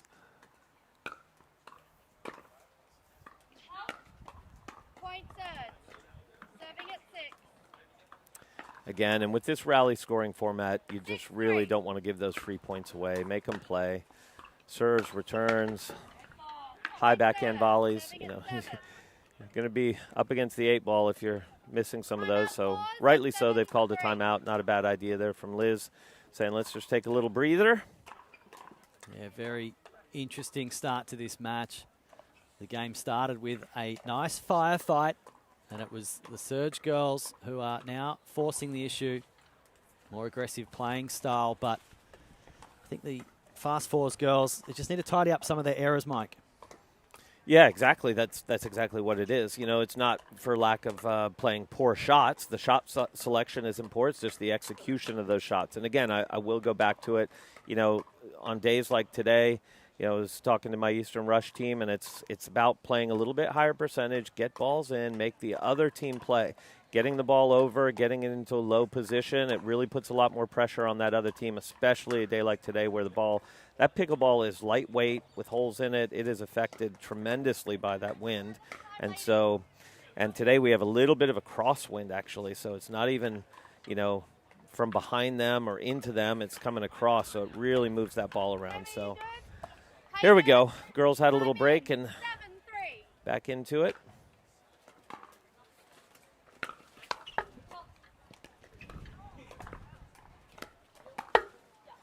Nice there. Jamie sitting in the middle there on that forehand and just punched it straight through the center. Great job.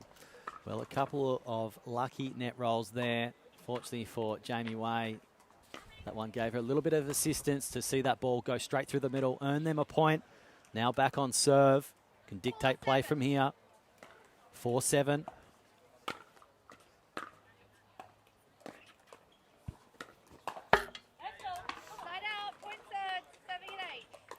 And she has quite the formidable backhand, does Jamie Way, but she hasn't dialed it in just yet, Mike. Not yet, and again, given that they're trailing and they're trying to, get back into it, I'd rather see a little safety on that one. Maybe be a little more patient on some of those balls that you might normally attack, just, so that you don't give yourself that chance to make an unforced error again. That one, on the other hand, was up there nice and high in what we call the yum-yum zone, and she smashed it.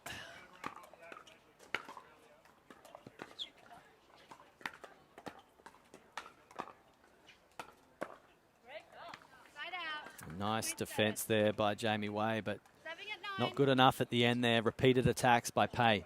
Pay's going to keep coming at you. Yeah, that was really good attacks, and she got the ball down low so that there was no good counters. There we go. Jamie just had that same kind of mid-height backhand. She played it nice and safe and just gave Yushai the chance to miss. 6-9.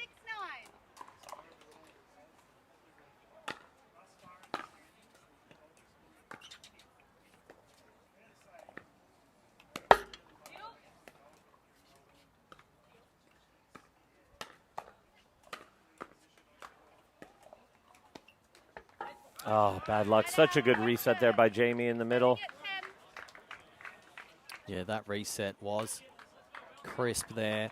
Liz Trueluck just unfortunately couldn't reset one low at her feet. Fault. Fault. It's a replay, girls. You shake your paddle coming up, okay? Keep the tip down. And UJ there just called a fault on the serve. She gets a warning first time.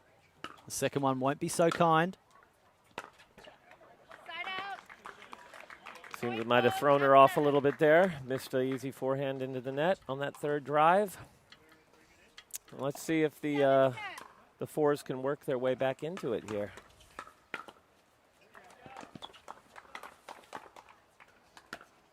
Great transition there from Jamie. Good third, good fifth down low, and got right in there. Pei being a little aggressive with that ball, just went long.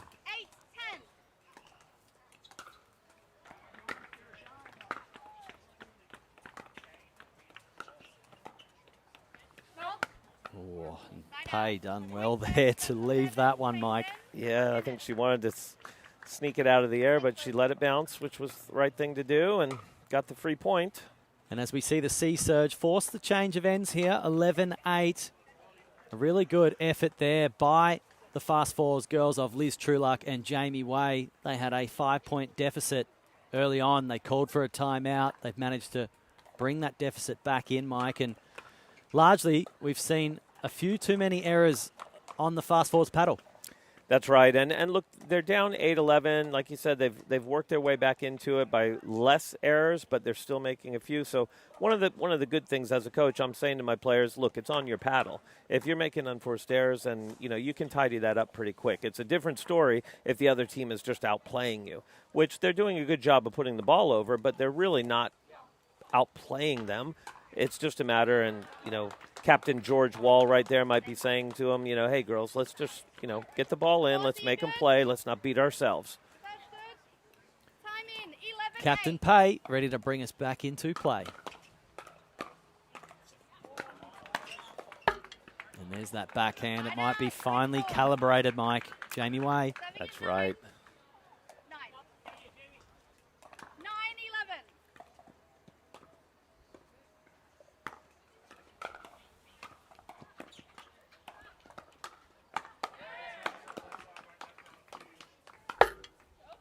Oh, that's fantastic play by Pei there. Unbelievable resetting, quick hands. Great job there. Jamie probably thought she had that point in the bag.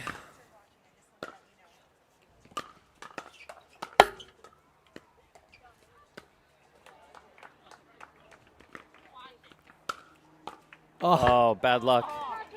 It went off of Liz Truelock, unfortunately. She dodged it. Jamie hit it. It went off Liz and still went in. But thankfully, Kylie, our head referee there, was all over that one, as well as Pei was reminding her as well. Politely, I'm sure.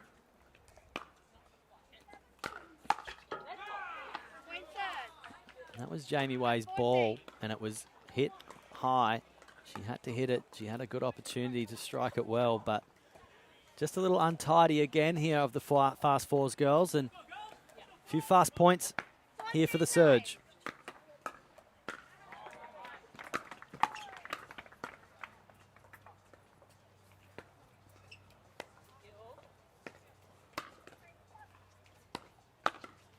Great job from the fours there. Coming up big with some defense and then finding some offense.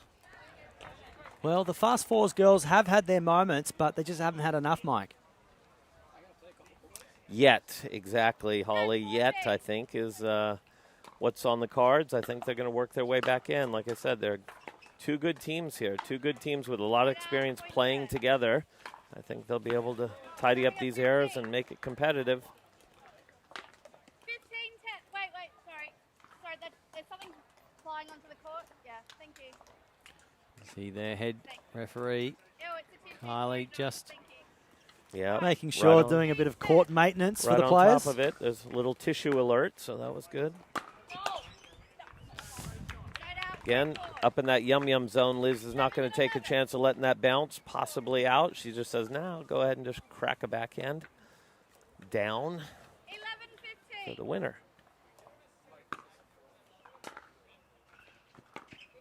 Side out, point third. And I'll tell you what, Mike, there's been plenty of balls that the Fast Fours girls should have done a whole lot better with. Yeah, as you said earlier, you know, Jamie's backhand's getting a little bit calibrated. I don't think Liz is quite calibrated that mid to chest high backhand yet. She's missed a few of those, which is very unusual. But again, look, they're 4 points down. They've still got a little notch to pick it up, so I think we'll see them pick it up here and put the pressure on.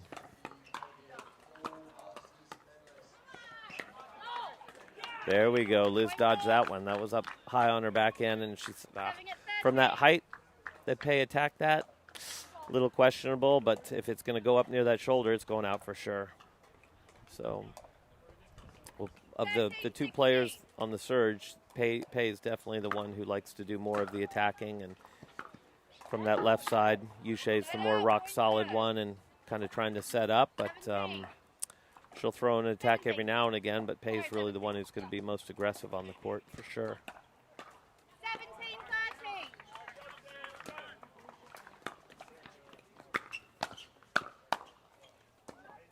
17-13. Great job on the defensive there.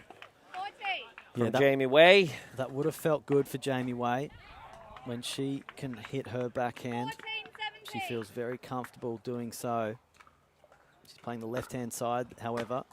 Doesn't happen very often.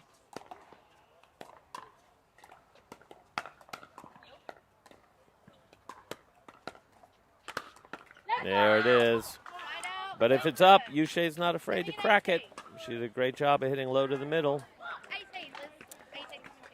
Placement over power. That's what we say, Holly, on the practice 18, courts.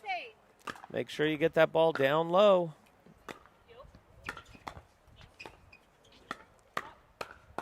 There we go. Pei must have been listening. She got that nice high forehand and made sure she got it down at Liz. Well, UJ, she's been quite unassuming in this match, Mike. She has just played a nice supporting role. Pei has been taking the aggressive style.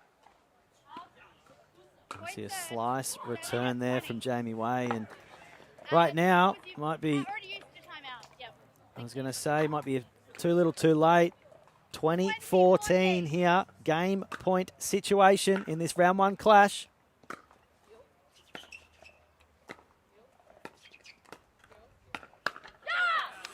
Ooh. That was a nice ball there, just deftly through the middle. Yeah, I think Yushai would like to have that one back. She was kind of sitting on that backhand, waiting for that cross-court attack from Liz. She was there, just didn't quite execute the counter. 15-20. But let's see if the Fours can put a little something together. They need a run here.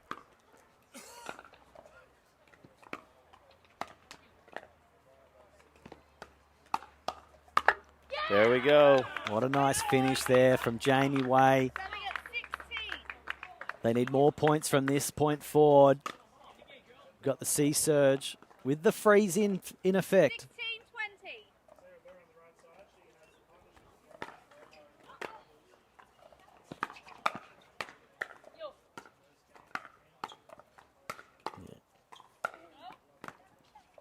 What a reset.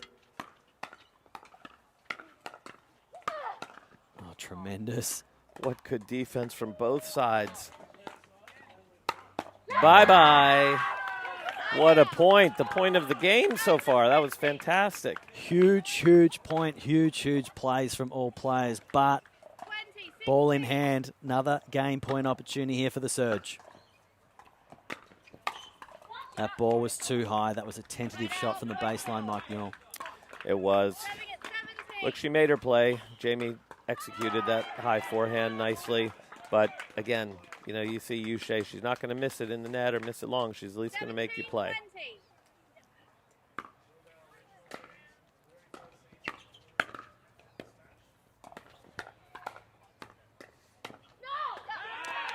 20. Nice job. Stretch and pay out wide there. Ended up coming up with an unforced error.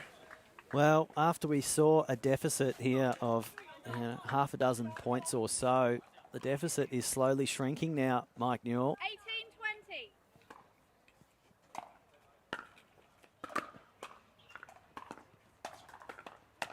18-20. Oh, what a backhand shot there by Liz Trueluck. What a time to hit your first backhand winner, hey? Oh, they've called it out. You can challenge. Yeah, 4 was in. Okay, so the surge had called it out, I have to wait for them to challenge. and the fours have challenged it, and head referee Kylie has said that she saw the ball in. So we go to 19-20. 19-20. The fours serving.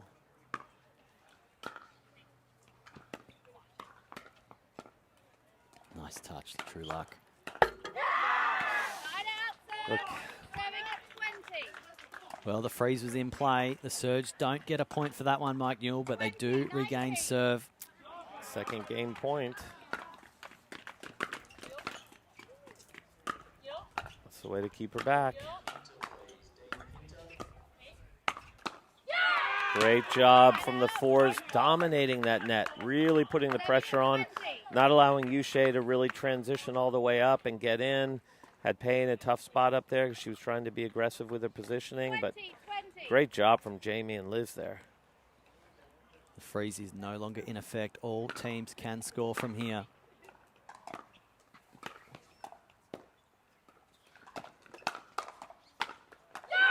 Look at Liz go.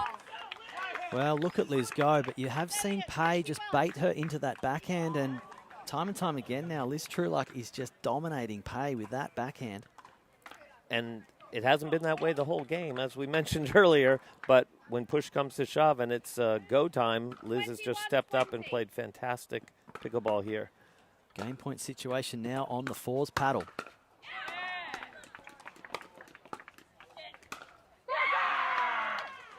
Pei and Yushe come back strong on match point down. That's the only time they've been losing in this game was 21-20. I mean, they've been ahead the entire game so far in the scoreline. They play a fantastic point up at the net there, being offensive, and they got it back to 21 all.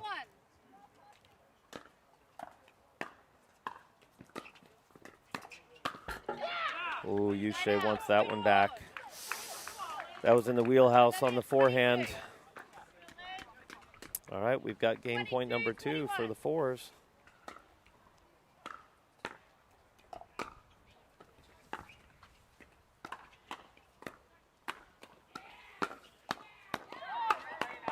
Oh, defense. Unbelievable defense there. Well, there you go, Mike Newell. Fast fours girls have done it. They have come from well back in this game. They were down by half a dozen points there at stages, Mike Newell, but the way that they came back, well, it was Liz Trueluck in the end that really started to show up. Oh, yeah, they finally kind of got, as you said, dialed in a little bit. You know, she got her backhand drive volley working, whereas a few errors on it early on in the match. But, you know, like we were saying early on, you know, that team has played a lot together. They've won a lot together, and they're, you know, just a little bit off. So all they had to do was tidy it up, which they did. They stopped making the unforced errors. They had some incredible resets, got into the points, and just really played rock-solid pickleball there towards the end. And that's what it would have taken, and that's what they did. That's what good teams do. Taking nothing away from Pei and Yushe, they really didn't blow it. They didn't make a lot of unforced errors. There were some of the best points were in the last 10. You know, maybe last 8. There was just some fantastic points going back and forth from both sides. But Liz and Jamie just played that little bit better. They certainly did. And as we see the men now warming up on court, furthest to camera on the baseline, we have captain of the fast forwards, George Wall. He's got a sub with him, Mike Newell. He's got Connor Robert Shaw all the way over from New Zealand. He did participate in MLP Season 1, and he gets the call up here for the fours. Yes, another young gun replacing Lucas Pascoe, who I believe is finishing up some exams with school. And so we've got another, the sort of New Zealand version of Lucas Pascoe, young up-and-coming Connor Robertshaw, who is a tremendous athlete. The guy, even though he's a big boy, he moves lightning quick. He's got great hands. So this, teaming up with a veteran, like George Wall, the captain of the team, Mr. Calm, cool, collected, is going to be great for Connor and, to play this with him. And I'm sure George will be very much mentoring him through this match and, working to get him into that right position where I'm sure George will be playing on that left side and Connor will be playing on the right. So Connor will be the setup guy and let George do his thing by covering, maybe 65, 70% of the court. And then on the Sea Surge, we also have another substitute. We've got Kenta Miyoshi. He's flown all the way over from Japan. He only got the call up 2 days ago, Mike. And he's going to be partnered with Leander Lazaro, who's looking quite swaggy in a bucket hat reminiscent of Joey Wild. But here we are, ready to commence play here. And look at him. I saw Kenta, after not seeing him for a while, I saw him in Vietnam at the last event. And I made a point of going up to him and mentioning to him that he's improved so much. He's really come along. He's worked hard on his pickleball. He's been playing internationally, and he's definitely up for the task here today with Leander, who's a fantastic player already. Everyone knows he's a rock-solid player.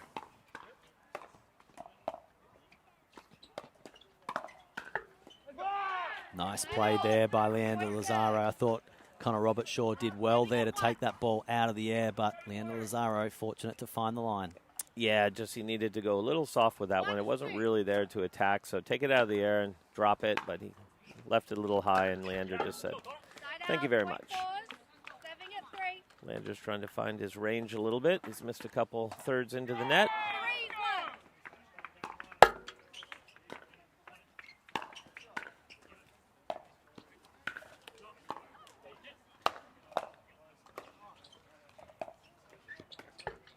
That's a great job transitioning there from George and Connor. They took their time. They stayed back. They put a couple balls up a little too high, and they just very patient, and then finally worked their way in. It's a really good drop.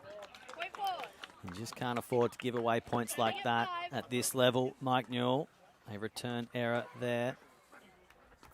Yeah, absolutely. Again, with rally scoring, this is, the kiss of death in rally scoring is these unforced errors. You don't want to be giving them away.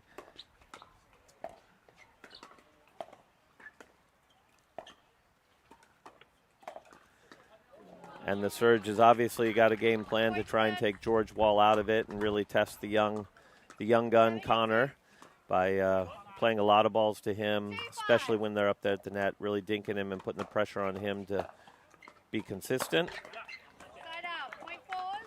And for the Sea Surge, we want to say a big hello and get well soon to Marcel Chan. Unfortunately, can't make this last clash for the Sea Surge.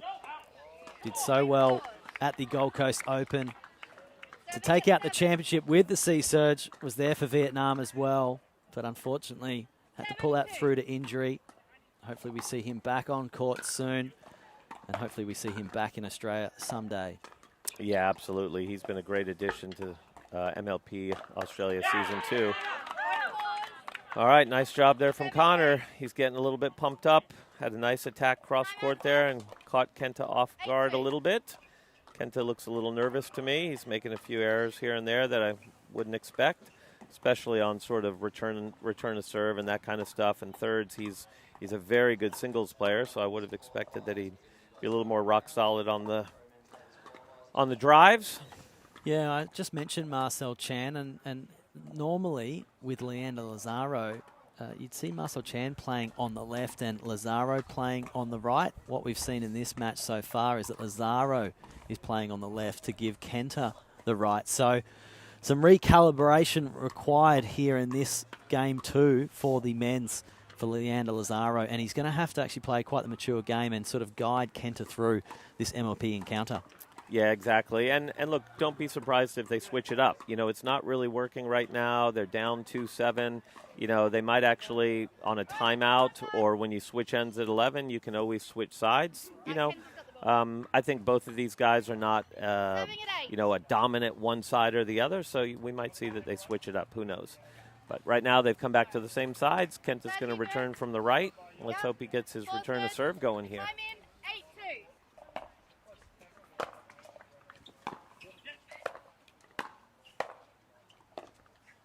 8-2. So instead of coming out and actually switching sides officially, they decided that they would switch in the middle of the point. So after the return, you saw Kenta go to the left and Leander go to the right, and it just kind of threw things off a little bit.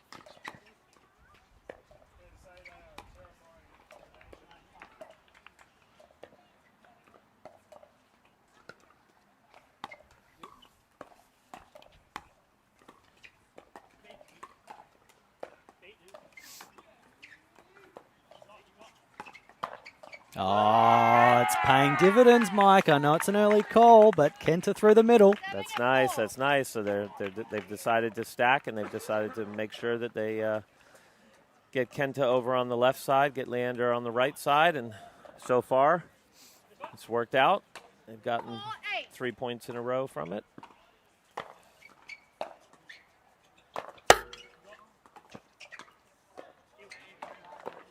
That's a great backhand flick there from the kitchen line from Robert Shaw. Yep. Just sat up a little bit, and Connor just tucked it away nicely, down low, hard.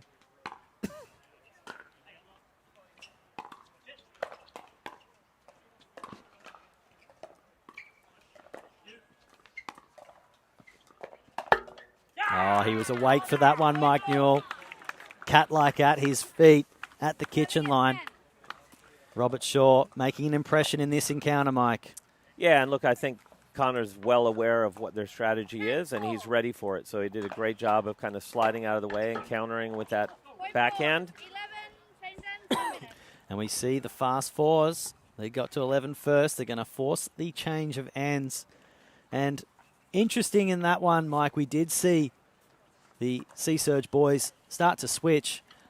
I don't think once they decided to switch that they changed that up. I just have a question, like why didn't they start in their rightful place, I guess you could call it? Yeah, well, the difference would be, you know, if they came out and they actually officially told the referee Kenta's going to play left and Leander's going to play right, then the other team knows exactly what they're going to do.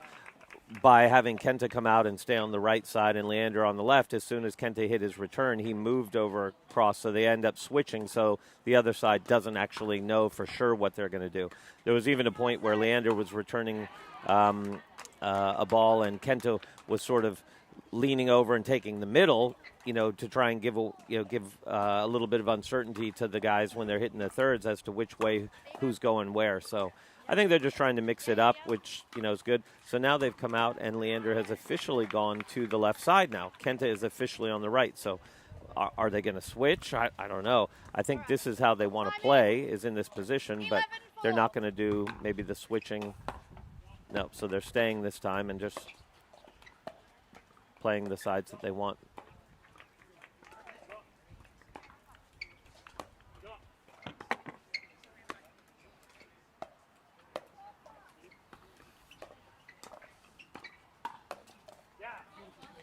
Well, the key there was the surprise, I suppose, but now they feel like they have something with their sides.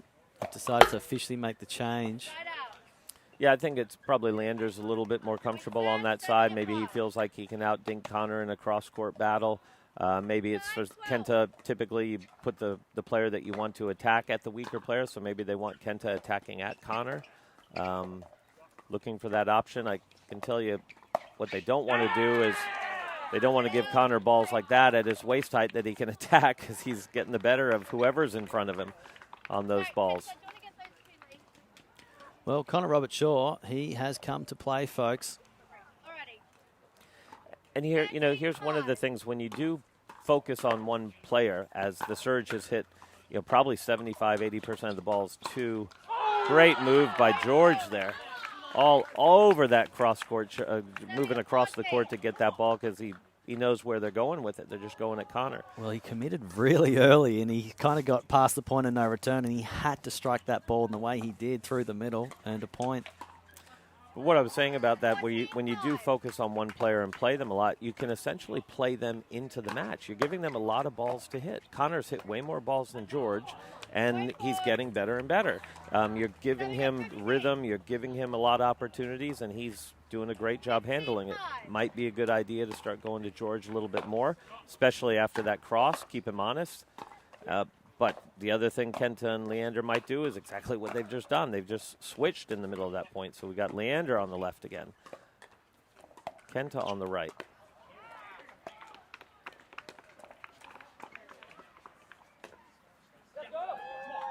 And Leander decided to have a little attack through the middle.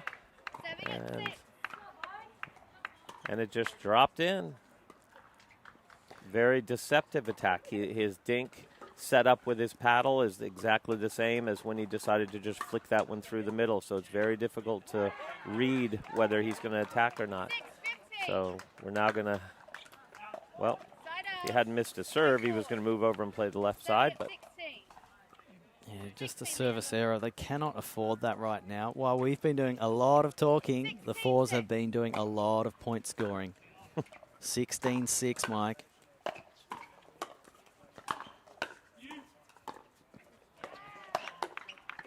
Connor coming up big again. Connor's getting pumped. So we might see a timeout from the Surge here pretty soon. They're really in a deficit situation. The Fours are on a little roll here. You always want to try and break the momentum.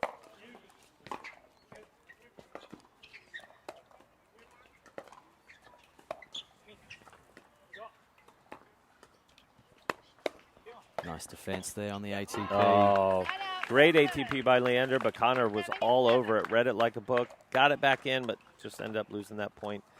But great job to at least make him play that extra shot on that ATP defense by Connor. Yeah, you're right. In my eye too. Recall. 7-17.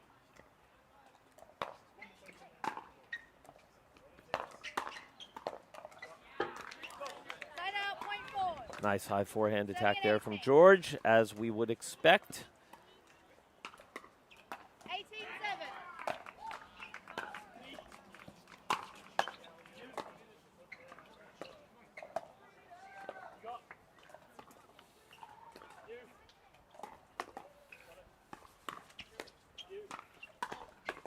Oh, not the second time. Yeah, it was a bit of a lucky play that first time he defended that, Mike, but not an effective shot when you're on the backhand side trying to go from your hip. Yeah, George put two balls right in the perfect spot from that paddle hip to paddle shoulder, and then he decided to just blast a winner down the line as well. So this is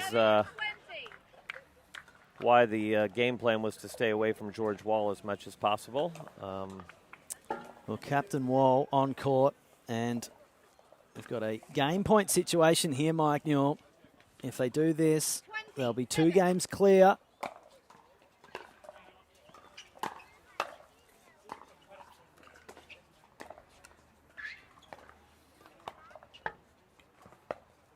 And they do it, and they do go 2 games clear. And what a story here for Connor Roberts-Shaw. He played exceptional in this gender doubles match, Mike Newell. Time after time at the kitchen line, he was ready to pounce on so many balls. He was challenged, and he came up trumps a number of times. Yeah, he did a fantastic job.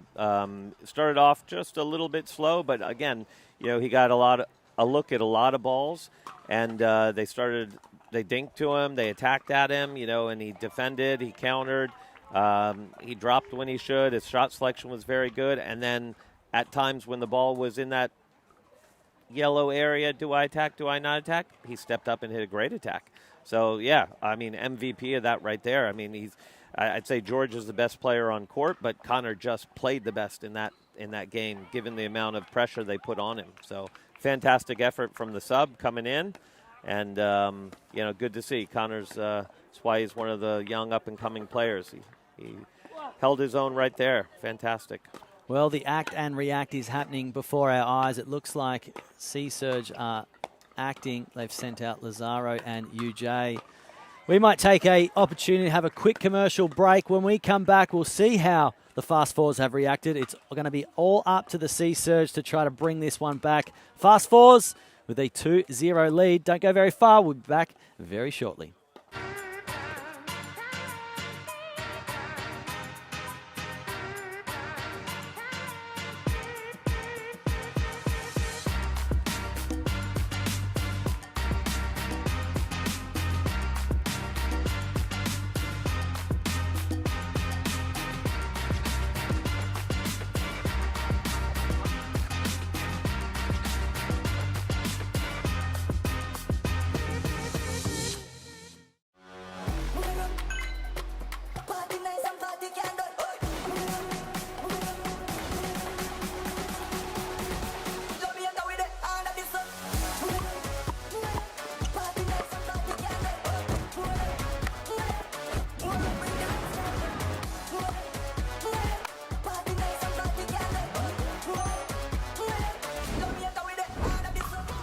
What's your duper?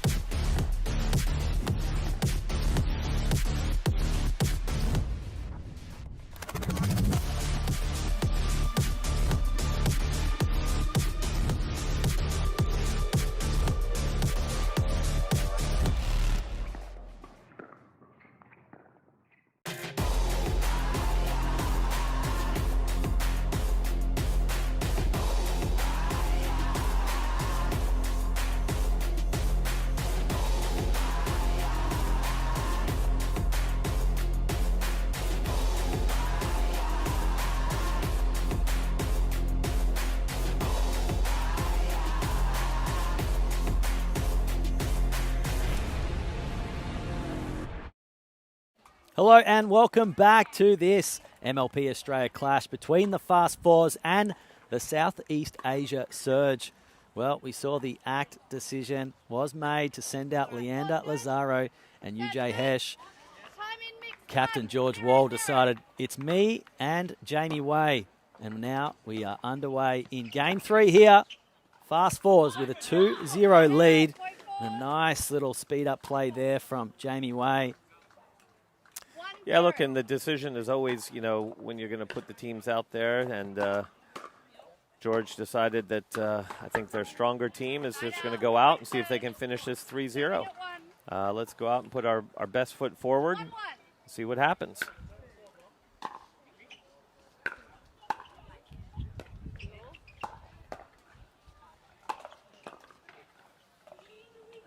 Nice there by George Wall, just taking care of business.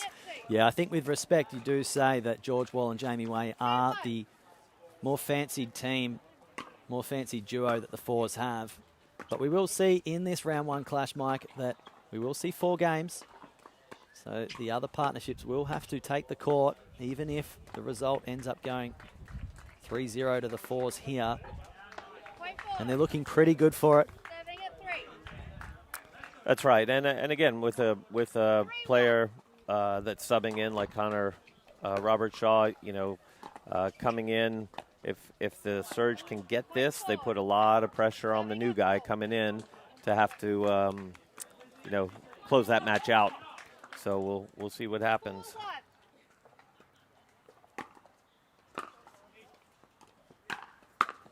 Oh, what a backhand cross court there by UJ Hesh. Yeah, Jamie was just sneaking towards that middle a little early, and you know, good tennis players have that peripheral vision. They see you moving as they're watching, you know, tracking the ball into their paddle. They're watching and they're seeing who's going where, and Yushe definitely got her on that one. Can't fool George Wall. Yeah, he's lob better than that. He's one of the few people, one of the few out here that I wouldn't be lobbing against. He's incredibly athletic. He's like, what, 6'2", 6'3", and very athletic. So not a good recipe for a successful lob. 5-2.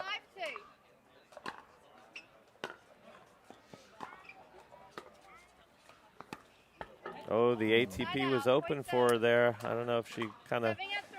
got torn as to whether to hit it or not and then just missed the dink cross court, but the ATP was definitely there. Nice call there by George Wall, calling his own point in. Yeah, it would have been interesting in the act-react, Mike. I mean, Captain Page, she's sitting on the sideline right now, and this is a must-win match. I just feel like there's a lot of faith here, obviously, in UJ Hesh to take the court with Leander Lazaro, but maybe Pay's decision was singles-related. Obviously, she won the singles open women's here at the Melbourne Championship in the PPA Tour event, but I have to think that Captain Pay maybe needed to grab this one by the scruff of the neck. Yeah, well, you would probably say that Pei is the stronger of the female doubles players, you know, with her and Yushe. Not that Yushe is a poor doubles player. She's fantastic, but maybe Pei and Leander are your strongest combination. I'm not sure why they didn't put them out when this is a must-have match, but maybe Leander and Yushe feel better together. Pei does like to play that left side of the court, so if we get to that fourth match, be interesting to see if Pei takes that left and puts Connor on the right, or whether they switch it around, who knows. But again, formidable team here for the Surge right now, so it's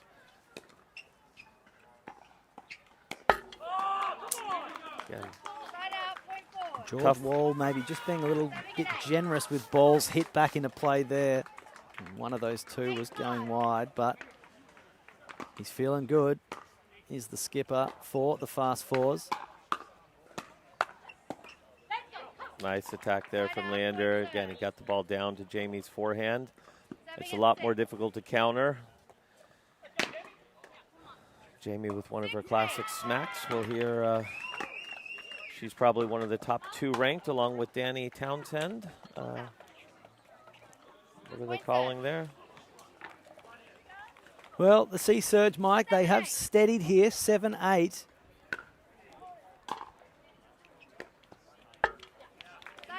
And that one just finding the tape. A little unsteady there from Leander, but hopefully they'll steady back up, get to return in play and get into the net, take that net away.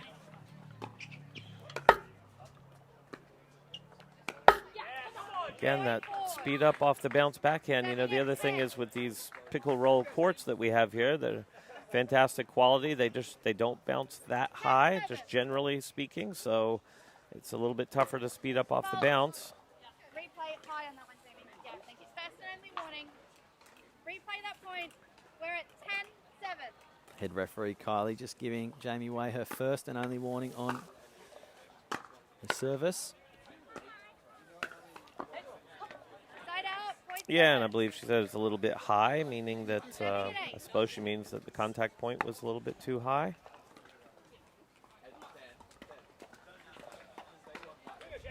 You at home can rewind and figure that out. We don't have time. We're gonna watch this and see if Leander can put a few balls away.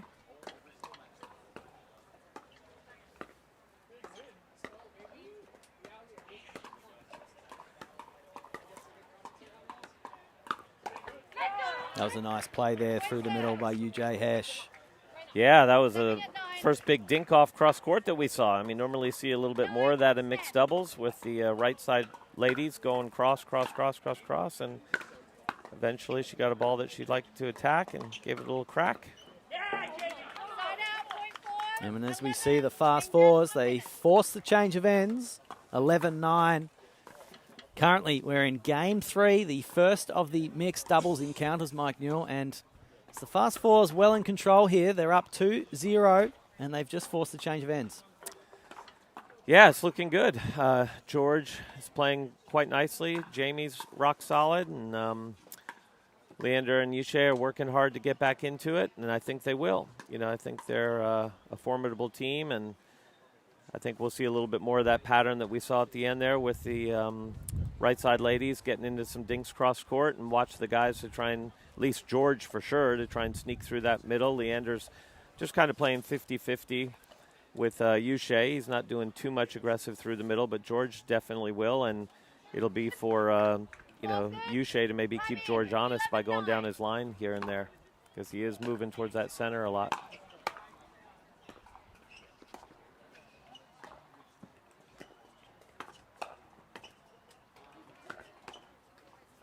And great cover there through the middle by UJ Hesh when Leander Lazaro was caught out on the left-hand line. Just wonder what it's going to take to get the Sea Surge back into this one, Mike. Leander Lazaro, not usually a big right player. However, I think he has to play a whole lot bigger if he's going to turn the tide in this match. Yeah, he's not always the super aggressive one on the court, but I think he needs to look. He's trying to create off the bounce a little bit. I'd like to see him take some more balls out of the air. He's trying to, and try and take a little time away from his opponents like that. Nice job there, reaching forward on that forehand and getting it down at Jamie's feet. Taking the middle of the court. That's it. 11-12.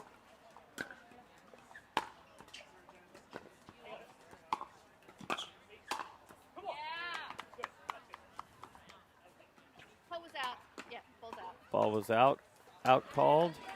George is adamant that it was in, but unfortunately the opponents and the refs both saw it out, so it's out. We're at a tie ball game here, and George made sure that he pointed that one out. That was definitely out. 13-12. He thinks he knows he's in from out. He might be right. And that bounce attack backhand is just not quite there for Leander yet. That drop from George was nice and soft and low, and the ball just doesn't really kick up like you might find on a hard surface. A few unforced errors here from the Surge. They're in a spot of bother, you might say.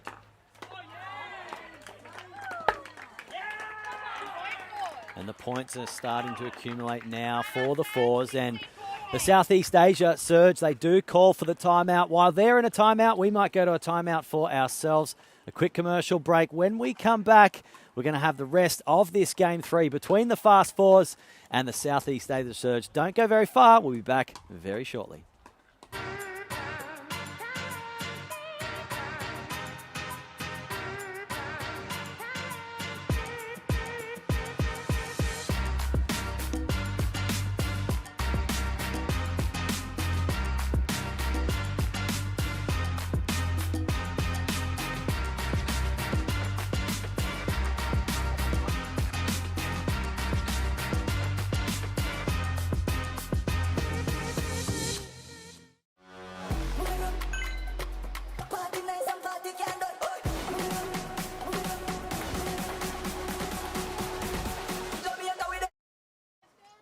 Welcome back, everyone, to this clash between the Fast Fours and the Southeast Asia Surge. You've caught us Game 3 here.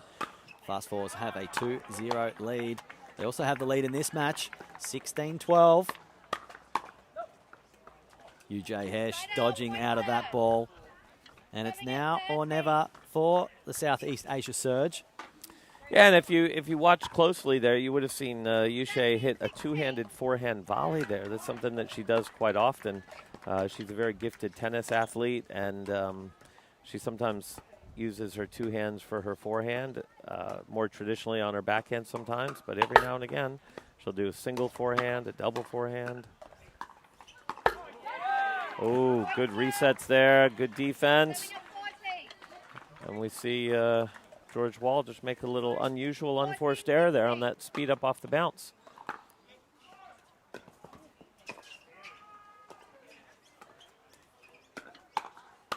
There it is again, the two-handed forehand.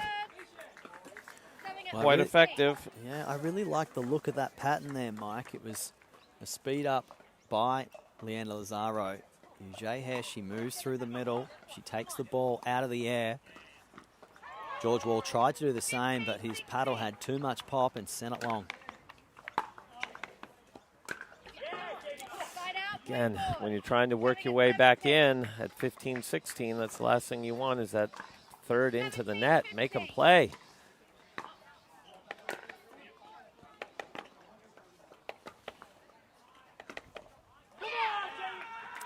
Jamie. And there is a challenge on that call. Ball was in. Point forward. Leanna Lazaro called that ball wide. However, the challenge was made. Second referee, David J, calling that ball in. Ball was in. George Waugh, we talked about him knowing his in from out. He's very happy to see that call go his way on that occasion. Yeah, and you kind of saw it from Jamie's reaction. She hit it down the line and had an immediate yell. Players know when that ball's, going in and out, so she knew that was on the line. So 19-15.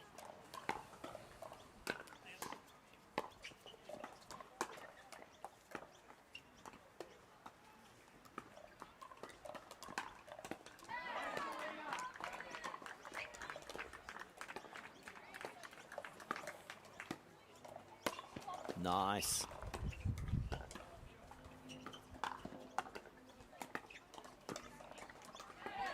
fantastic dinking here going on. And George takes that medium height ball and attacks it. Gets a little lucky off the net, but it was still the right ball to attack. I think he's probably hitting the winner on that one either way, but brings us to match point. Game point and match point here for the fours.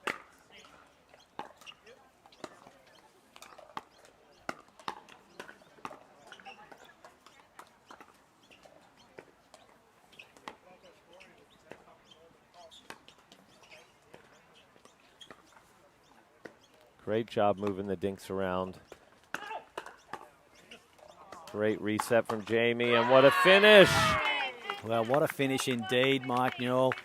Bravery there by Leanna Lazaro, but Jamie Way, she was a bit untidy in the girls' encounter. However, in this mixed encounter, she certainly showed the way, you could say. Holly, you're a card. But she did, absolutely. George played very well. Jamie played very well. They were a rock-solid team there, very difficult to beat. Yushe and Leander did a great job to work their way back in, but and some of those dinking rallies the last couple points there are fantastic. Just top quality, moving the dinks around, attacks, counters, resets, more dinking, fantastic stuff. I love it.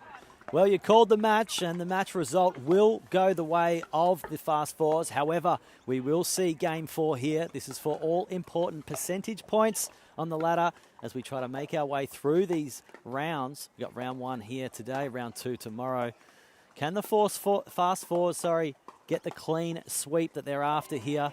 Maybe give themselves every chance to move straight through to semi-final, subject to their result tomorrow. We'll take a short break. When we come back, we'll have the Game 4, and it'll be the story of the subs. What an opportunity for them. Don't go very far. MLP Australia live action from the Melbourne Championships coming up soon.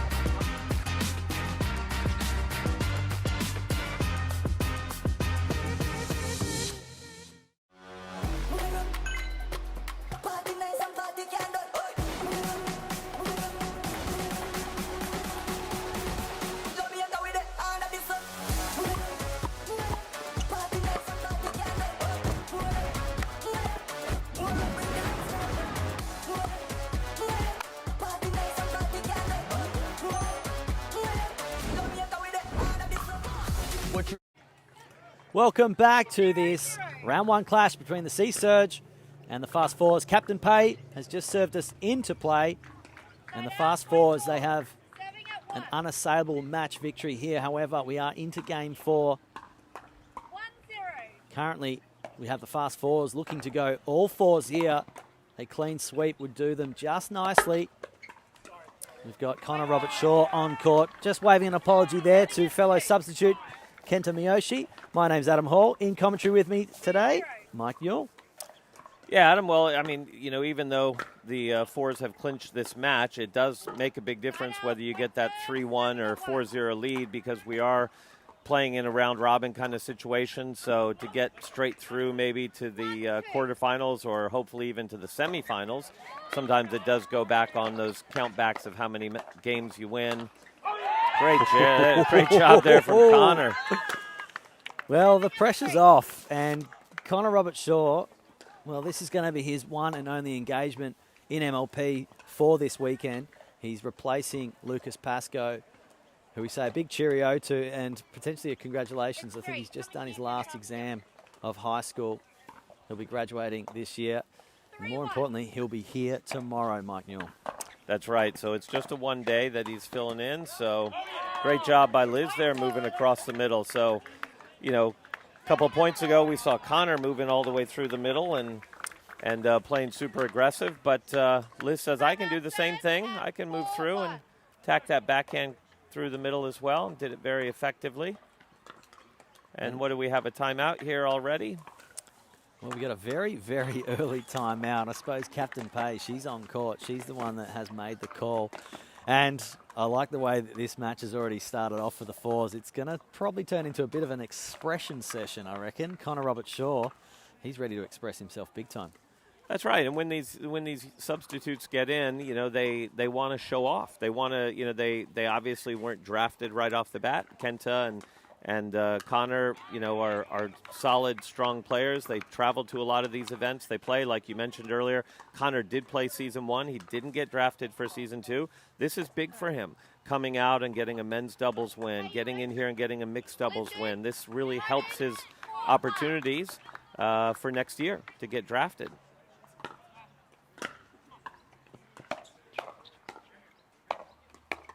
Oh, around the back. That almost landed in. Goes long. Well, I mentioned expression session. We are in for a treat if we're going to see more of that.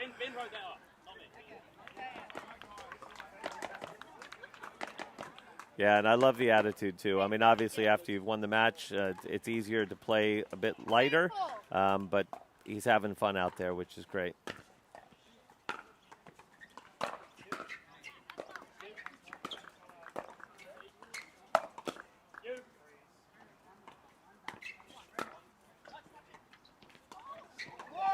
Good. Did we just see a lob on Roberts-Shaw? We that did, went in? Yeah, but, you know, we will have to call it what it was. He could have hit it. Well, he just gave it the assist that he needed. decided not to hit it, and it dropped in. But, yeah, with his vertical, there aren't many that are going to get up and over him, that's for sure. But he obviously thought it was going out, and then was, again, great sportsmanship, was the first one to call it in when it dropped close to the line. Just a couple of untidy errors now on the surge side. Kenta Miyoshi, what a great story it has been for him to come over from Japan. A last-minute call-up. Will be better for this experience, Mike. He will, definitely will, and he's got, you know, Captain Pay there with him to kind of steady the ship. And, again, you know, like with the surge being down a little bit here, 3-6, depending on how things go, I would not doubt that we might see Pay on the left side of the court down the road if they get behind. They want to mix things up a little bit. She's a very good left side player. She can be very aggressive with her movement and her attacks, and that's typically what she does on the left side in the gender doubles. So we saw Kenta and Leander do that in the gender doubles, so we'll see how this goes.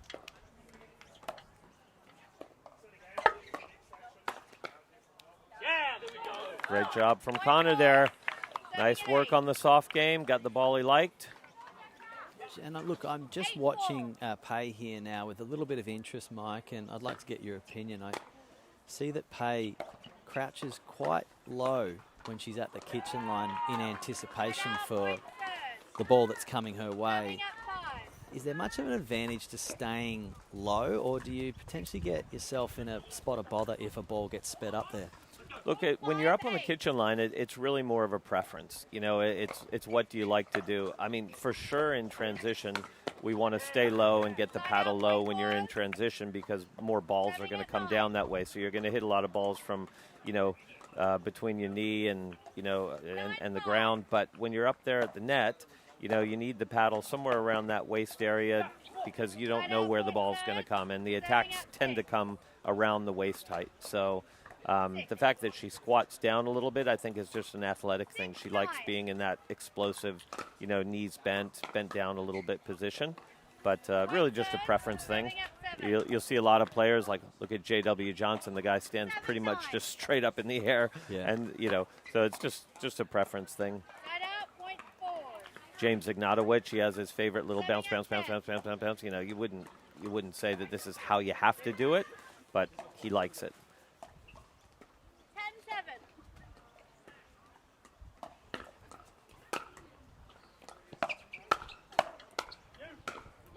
Oh, what a ripping backhand put away there from Liz Trueluck. And she forces the change of ends. 11-7 here for the fours. And they're called fast fours for a reason, and they're fastly approaching a 4-0 in this round one clash, Mike Newell. Yeah, this is looking good, and you know, again, the battle of the substitutes. Connor is definitely getting the better of Kenta in this one, really taking it to him. He came out on fire. He was super motivated, played some great offensive pickleball, moving across the court, you know, just looking to be aggressive, dinking when he has to dink, setting things up. So, yeah, kudos to Connor. So far. Yes. Not to say that it might not turn around. We've seen it in pickleball. That's one of the beautiful aspects of it. Anything can happen. You know, down 7-11, they're well and truly still in it, especially high-level players like Pei and Kenta. You know, they just need to pick it up a notch, and they're right back into this. Well, it's not a huge deficit to chase down. It's only a matter of 4 points, and we can see on court now, furthest from camera, Captain Pei just having a chat with Kenta here. Doesn't appear that they're going to be changing sides, so that's not something they're going to be changing up on this occasion. Well, not right now, but we saw them in the gender doubles, in the men's doubles. They started this way in their normal positions, and then they switched in the middle of the point. So who's to say, you know, that Kenta might not hit this return and go cross? Nope, he's sticking on his side. Great transition there from Connor to work his way in. Popped it up a little bit, but Kenta's attack wasn't quite precise enough, and Connor countered it for the winner. 12-7.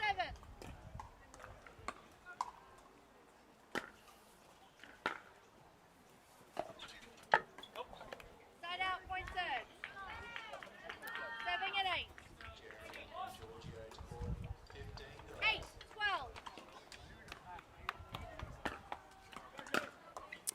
Let's see if the Surge can put a little run together here at 8-12. They need to get things going, get a little run, and get back into this. 7 at 13.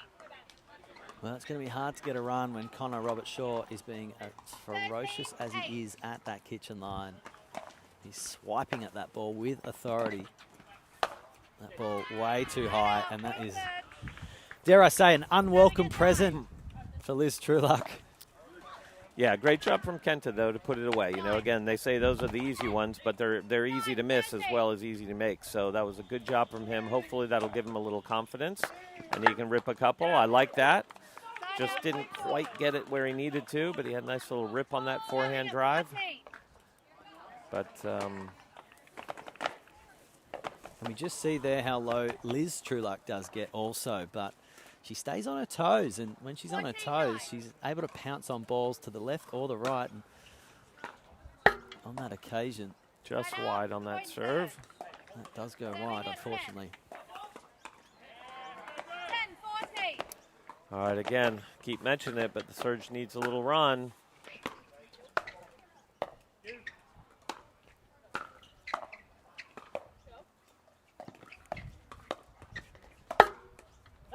Oh, unfortunate there. They had finally transitioned after a couple high thirds and having to stay back and play a little defense. They finally transitioned, and then Connor through the middle, and nobody was home. Well, great play there. A little bit of luck involved. Speaking of luck, 15. Liz Trueluck, great communication, getting out of the way, the 15-10. Jamie way, you could say, Mike. Side out, point third. Adam, you're on. You're on. My alliteration is all over the place, but it's a talking point. The fast fours are an exclamation point. They're looking like they're just going to be cruising into a 4-0 here, the way that they're going. And that's going to mean something very big down the line as we look to the ladder at the end of day one of round one. Liz with her second missed serve in a row there. That's, let's just blame that one on the wind. Maybe it had a little effect in her missing into the bottom of the net. She didn't miss that backhand, though. Connor definitely isn't going to miss that forehand. All right. It's time for the Surge to pick it up here.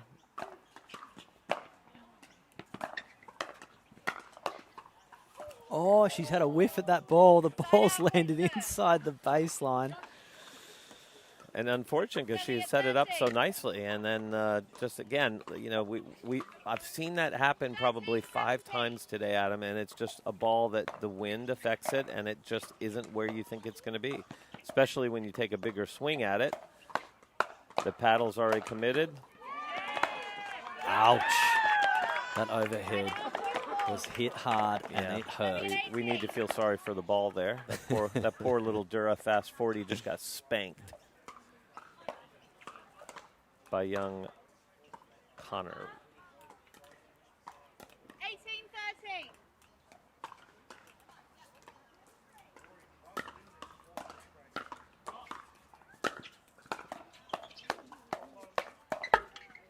Great hands.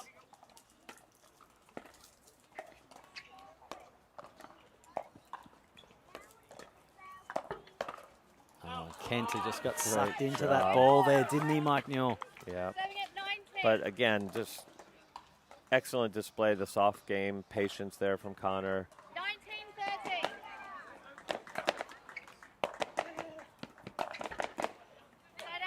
Commentators curse right there. Connor just missed an easy forehand into the bottom of the net. Sorry about that, Connor. 14-19.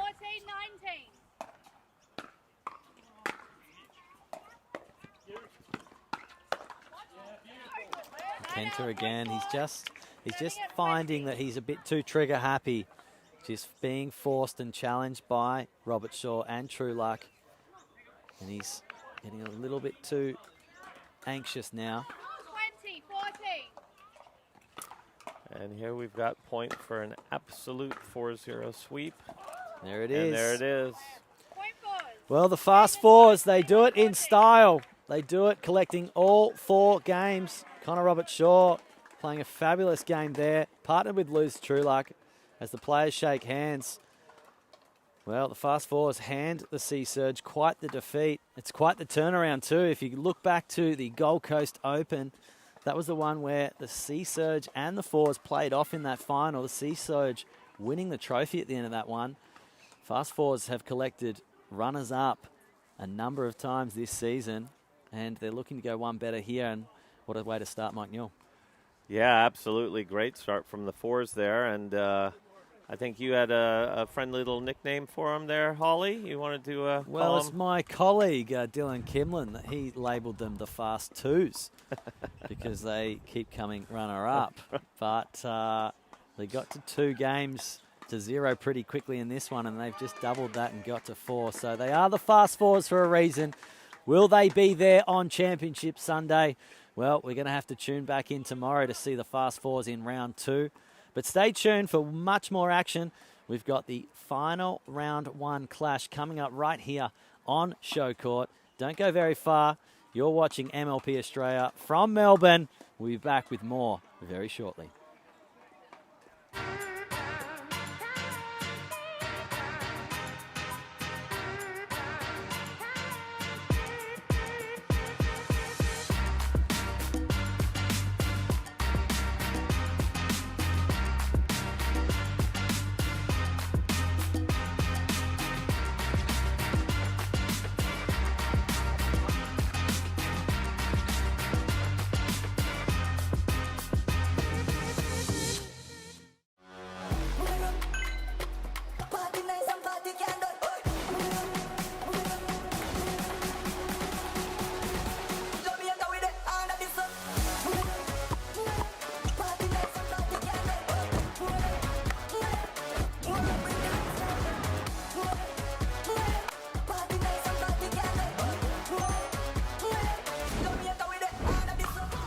What's your duper?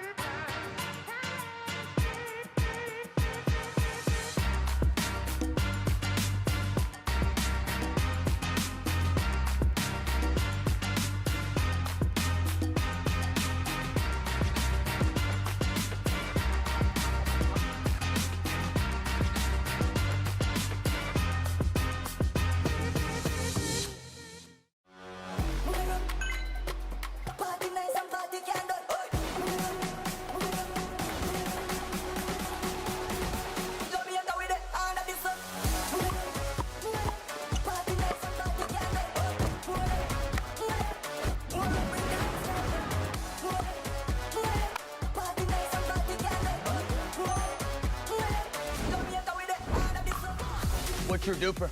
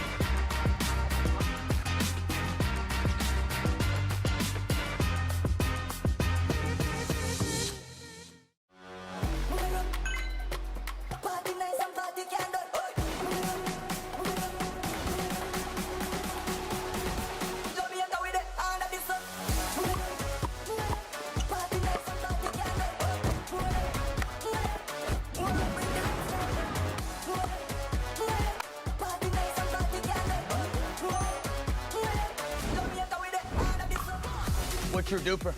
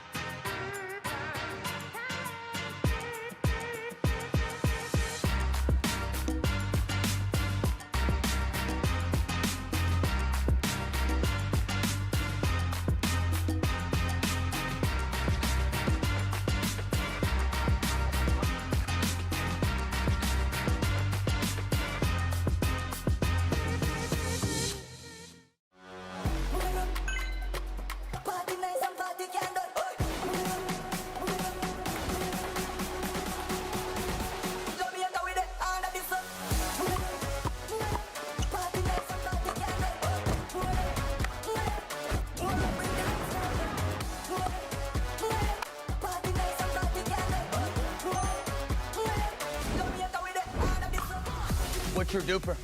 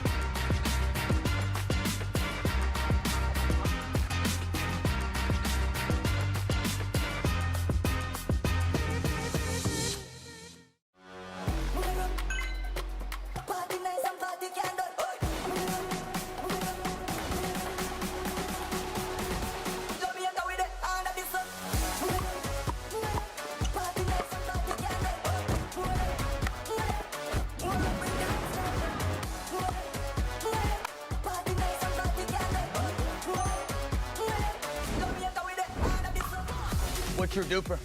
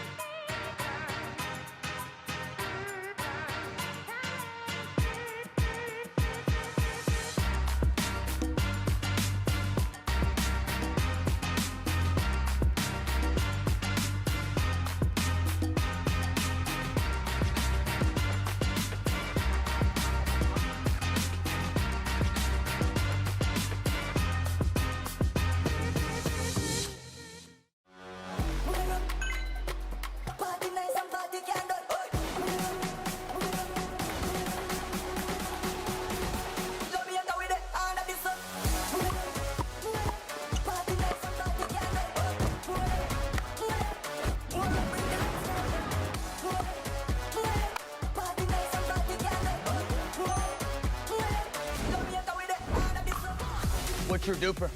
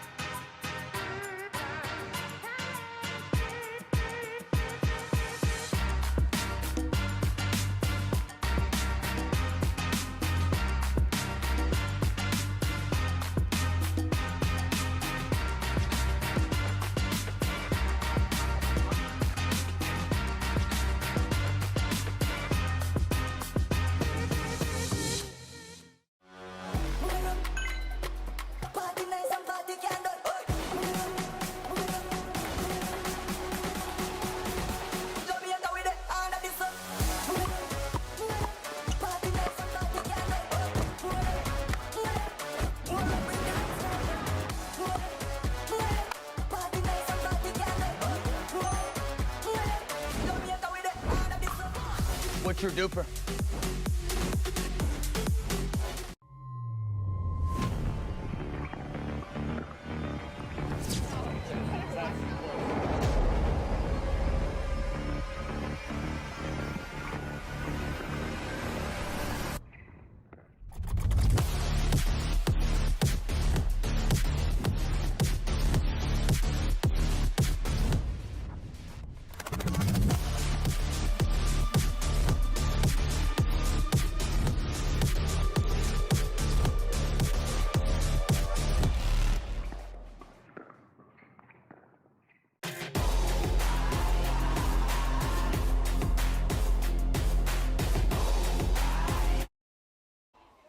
And welcome back to MLP Australia in Melbourne here at the Frankston Centenary Tennis Centre. It's round 3 of season 2, and we've got the Brisbane Breakers up against the Northern Crocs. The Northern Crocs, who won in Vietnam, are here in Melbourne to show that that wasn't just a flash in the pan. And we're going to be getting underway shortly with the women's doubles. The players have just been warming up on court. So first up for the Brisbane Breakers is Ludovika Shaki and Nicola Showman for the Brisbane Breakers. And then for the Northern Crocs, we've got Summer, Captain Courageous, Summer Della Bona, and the incredible Andy Dikasaljevic, who was in the commentary box earlier with Dylan Kimlin on another match. So she's a multi-talented woman, that's for sure. So we're just in our final warm-ups here. It's the Northern Crocs versus the Brisbane Breakers. So let's take a look at the Brisbane Breakers roster. We've got captain, of course, Ludovika Shaki, with number 6 draft pick Carl Yates from Colorado in the USA. We've got Nicholas Showman, who was the 19th pick overall. And of course, Alex Fairbanks, who's just a powerhouse when it comes to pickleball. And then for the Northern Crocs, we've got an incredible lineup. We've already mentioned Andy Dikasaljevic. She is blazing an absolute trail in pickleball. And these gals are backed up by arguably one of the best players in India right now, and that's Harsh Mehta. And arguably one of the best talents you'll find across the ditch. It's Kyle Watnell, although he now sort of resides in Sydney. So he's like the crowded house of pickleball. I'm sure New Zealand and Australia would try to claim him as their own. But we're about to get underway. We're here in Melbourne. It's a cool Melbourne, I must say. Got the puffer jacket on. It's a little bit fresh. So, and it's windy. So it has been testing conditions all day here in Melbourne. So the players, hopefully they'll be used to it now. Summer Della Bona, she played singles in the PPA Australia earlier today. She's taking home, winning the silver medal and adding yet another medal to her cabinet. So we're about to get underway. It looks like the Brisbane Breakers. Lou's going to bring it in. Here we go.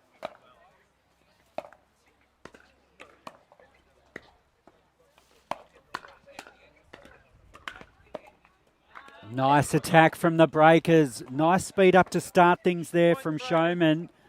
And finished off by Shaki. Nice combination. 1-0. Oh, and a service error there from Showman. Yours, Summer. 1-1. Nice deep serve from Della Bona. Gets the net roll.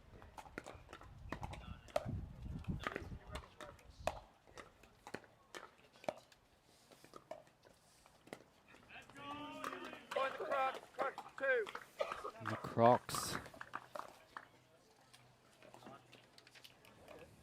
2-1.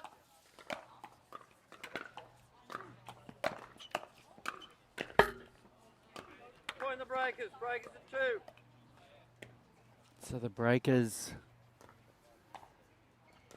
Shaki and Showman just 2. having a quick chat.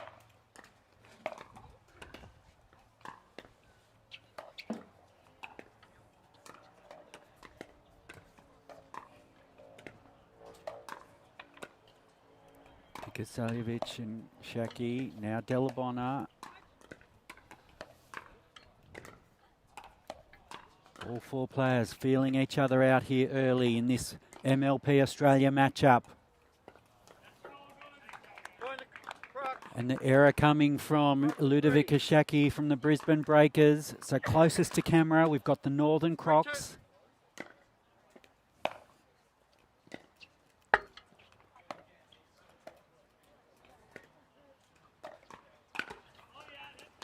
And the speed up into the neck from Shaki. So 4. just a few errors from the Shaki paddle 4-2. as the Northern Crocs lead 4-2. Nice speed up down the line from Showman. Breakers at 3. Drawing the error from Andy Dikasaljevic.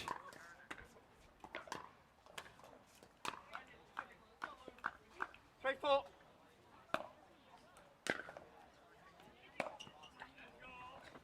Point Crocs. Crocs 5.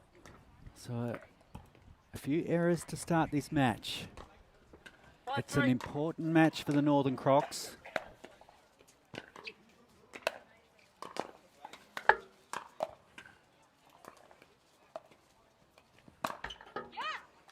Northern Crocs are, of course, Season 1 champions. They took out 2 of the events in Season 1, and they've already taken out the Vietnam event in this series, in this Season 2. So they're in with a chance of becoming Season 2 champions, back-to-back Breakers at 5. season champions. And if they can get a convincing win over Brisbane here, they'll be well on their way.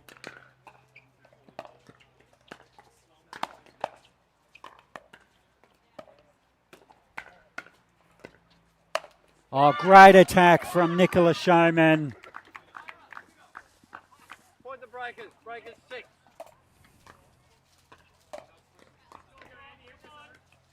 That's what the Breakers need more of.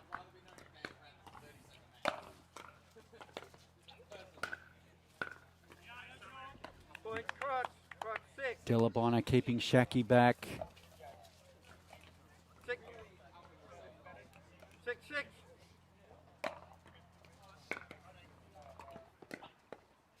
Nice third shot from Delabona.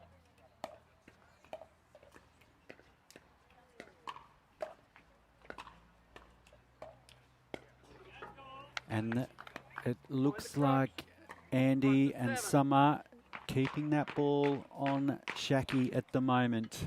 7-6. And that return goes long for the Breakers here. 8-6.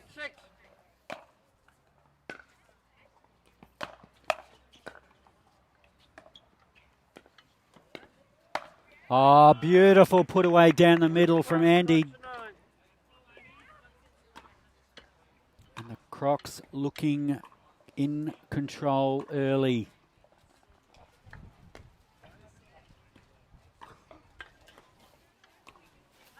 Summer Delabona just having a quick chat with Andy Dikasaljevic. It's 9-6. 9-6. Point the Crocs. Crocs And 10. that's another error from the Breakers. So a nice lead here for the Northern Crocs. 10-6. 10-6.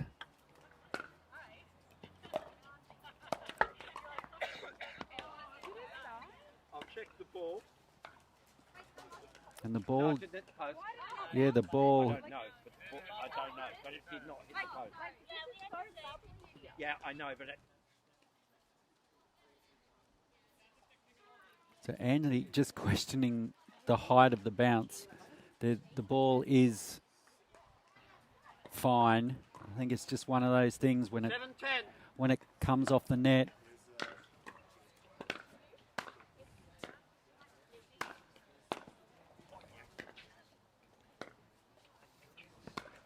Nice third shot from Shaki.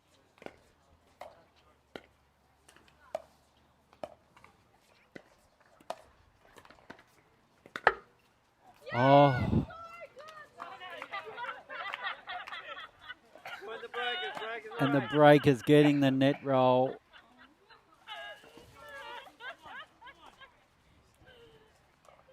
8-10. Closing the gap to 2.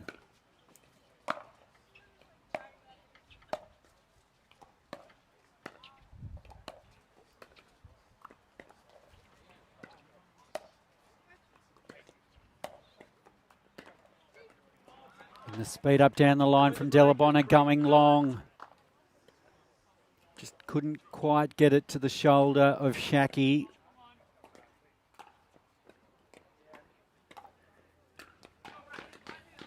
So the breakers. 9-10.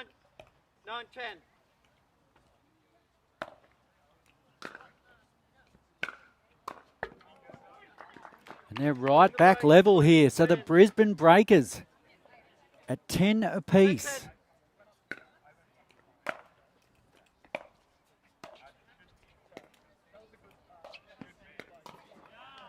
And Andy Dikasaljevic again winning a dink rally with Ludovica Shaki, and it's 11-10. We'll have our teams switch ends, and we might take a quick break and be back with more right after this.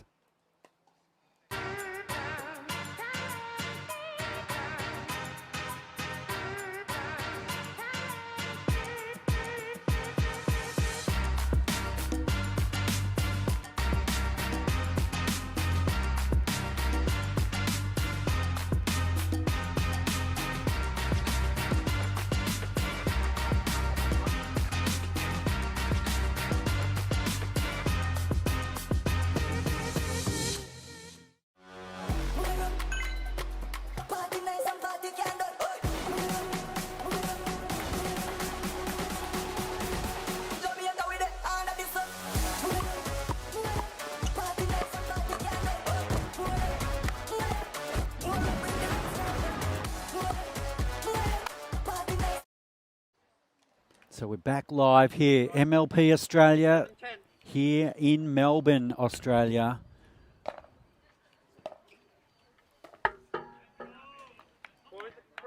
And Showman just missing that dink. 12-10. Not the start from the change of ends that the Breakers would want. They need to keep the pressure on the Crocs here.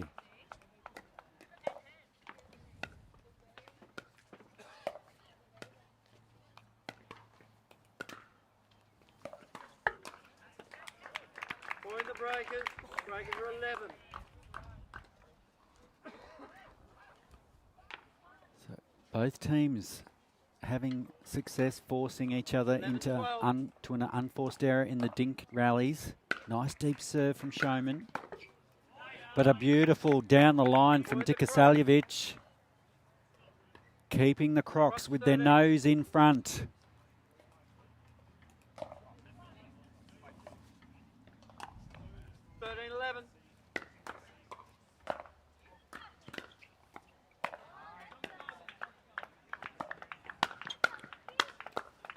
And Summer Delabona deciding to turn it on.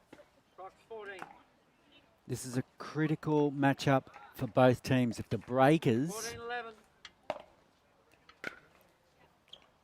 can win here, it puts a bit more pressure on the Crocs duo of Mehta and Watnell.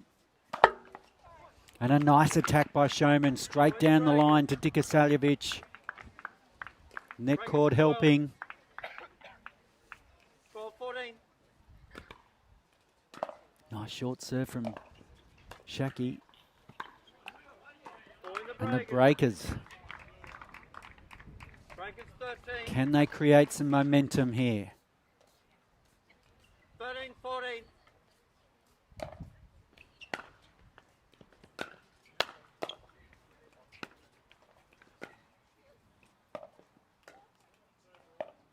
Nice transition from the Breakers.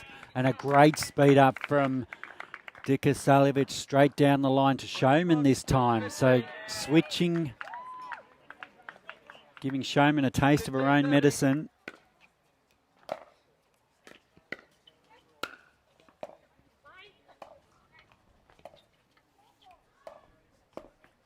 Oh, nice spot by Showman. Breakers 14. They're hanging tough, the Breakers. 14-15.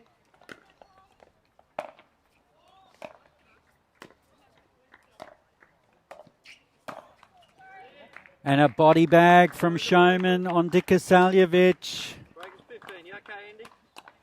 These two like the challenging of 15, going up 15. against each other down the line.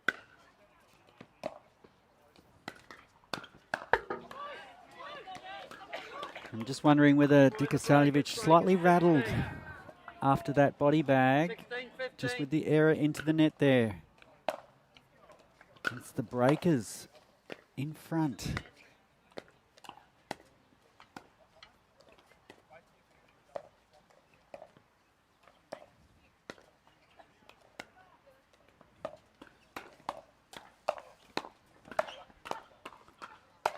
Oh, terrific play.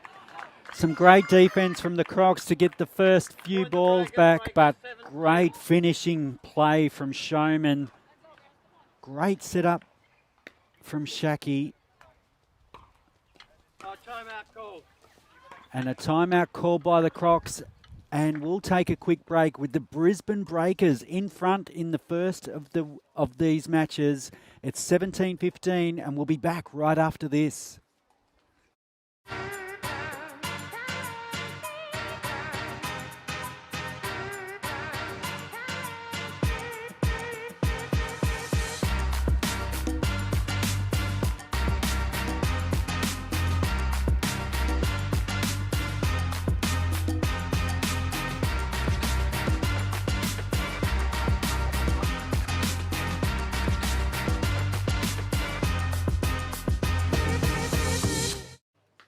So welcome back to MLP Australia here at the Melbourne Championship, the Frankston Centenary Tennis Club, powered by Joola, this event.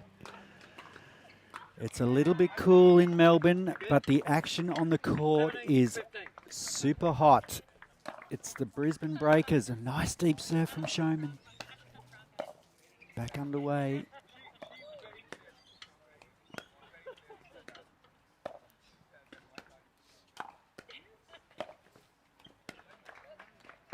Nice spots from Shaki and the cross-court speed up. Well done, Shaki.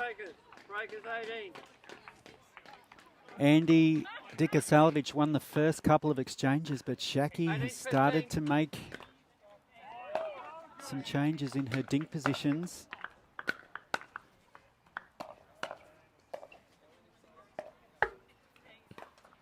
Nice pick up from Showman. Lob from Shaki. And it was in.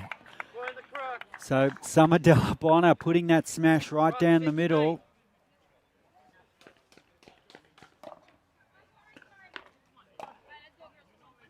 So 16-18.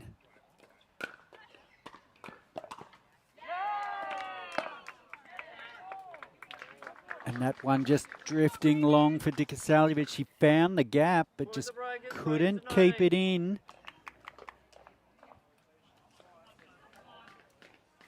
Can Captain Summer Delabonna pull something out of the fire here for the Crocs? And she does. She goes straight down the line to Shaki. And gets it. Gets the speed up to 4 nicely in the back of the court, and it brings the Northern Crocs within 2.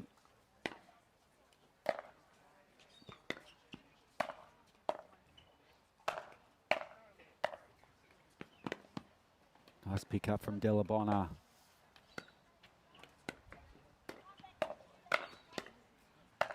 Nice put away from Showman. So the Breakers. Breakers 20.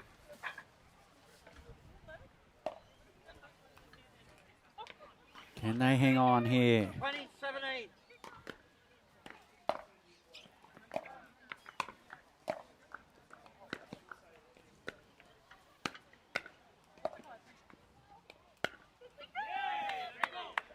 And Shaki got a little bit excited on that one, I think. Just punching that one long. So 18-20. The Crocs not done with yet.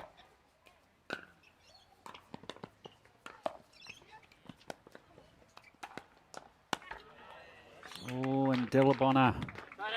So breakers are frozen on 20. Serving for the game here. 2018.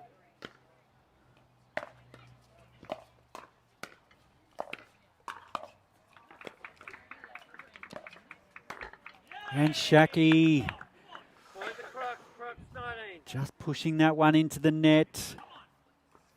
It's back to a 1-point game here.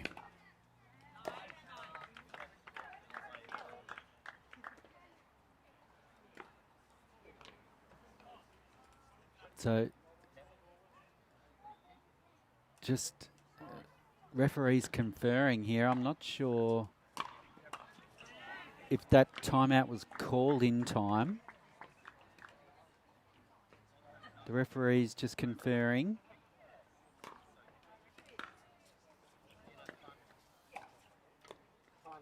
And yep, so the Brisbane Breakers just taking time out. Will take a quick time out and be back with the conclusion of this first match between the Breakers and the Crocs.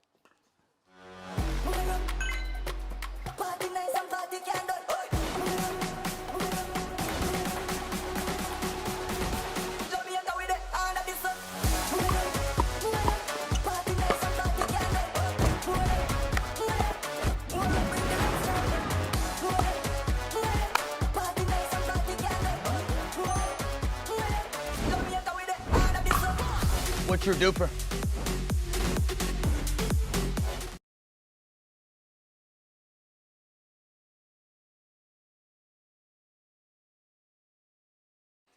So we're rejoining the action here with the Crocs hanging on by the skinniest of margins. They're down by 1. 20. The Breakers frozen on 20. And make that 20 all. So we're all locked up here. 20 apiece. 2020.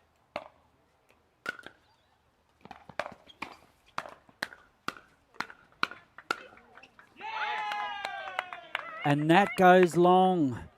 So it's the Crocs now with their nose in front and a chance to take the match. Crocs 21.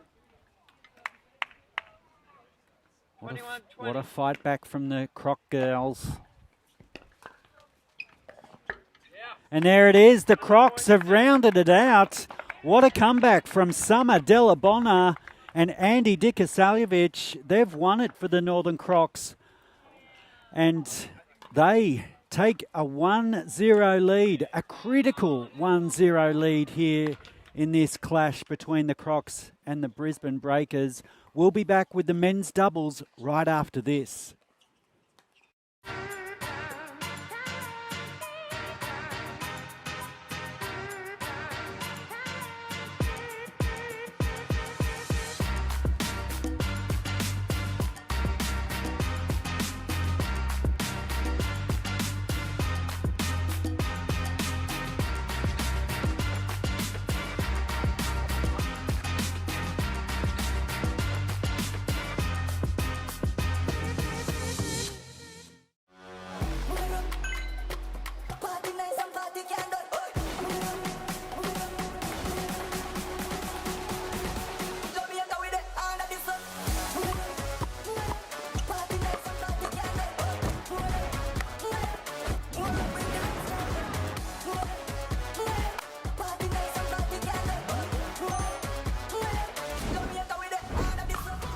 What's your duper?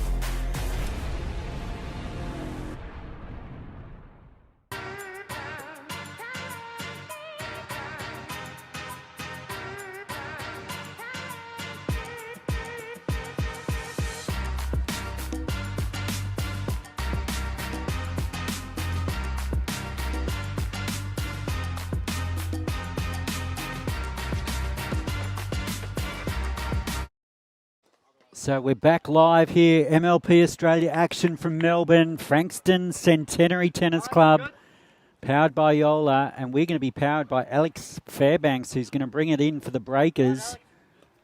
0-0. He's teaming up with 2024 Hall of Famer Carl Yates.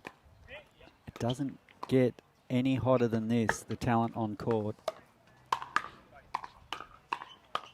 And I was just about to say, because on the other side of the net, you've got Harsh Mehta, who is arguably one of the hottest talents from India, and he just pops that away with a nice backhand smash.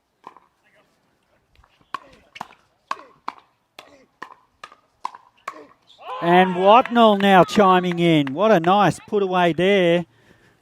And that ball has come into the commentary box. Let me just grab it.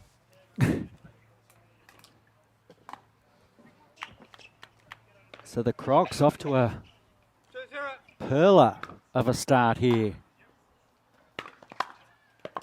And Fairbanks with a backhander of his own down the line of Watnell. 1-2. Needless to say, this is almost a do or die game for the Breakers. Very rarely does a team come back from 2-0 down. Point to Crocs. Crocs is 3.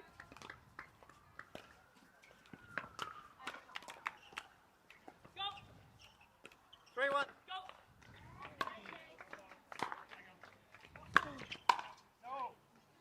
Fairbanks with the backhand just going wide cross court. Yates looked to have that on his forehand, so maybe just some slight confusion there from the Breakers. Point the Breakers. Breakers at 2. Chance to get some points now for the Breakers.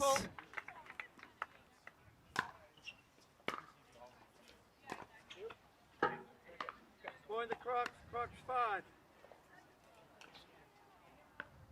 Nice handy lead for the Northern Crocs.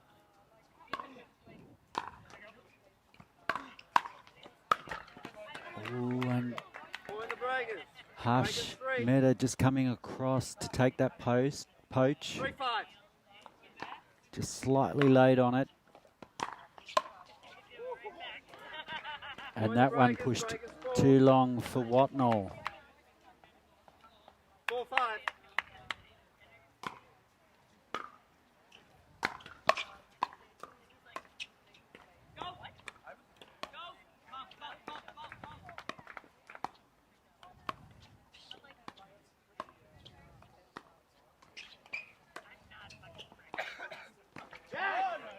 Nice dink rally there. Harsh Mehta just a little bit impatient, and we're all locked up at 5 apiece. 5-5.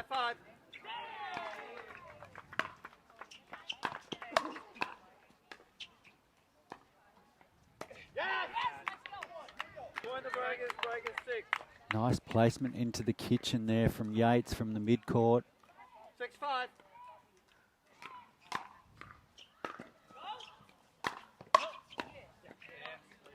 An attack straight down the line from Watnell.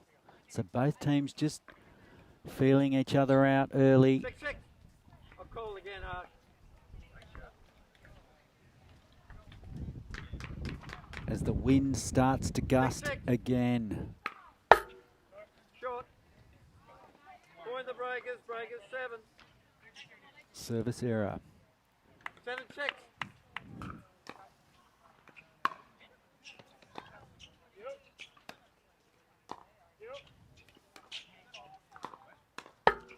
Oh, put some extra juice on that shot there, Carl Yates, and just caught Harsh off guard.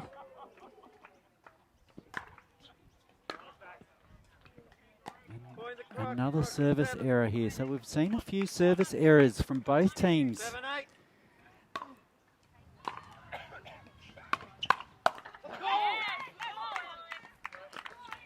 Point the Breakers. Breakers at 9. 9-7.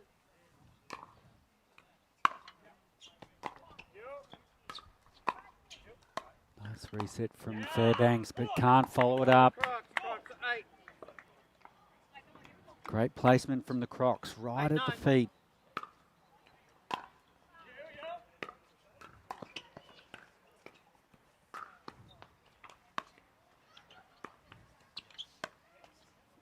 Dink rally here. And the speed up from Yates, cross court to Watnell. Just finding Watnell wanting.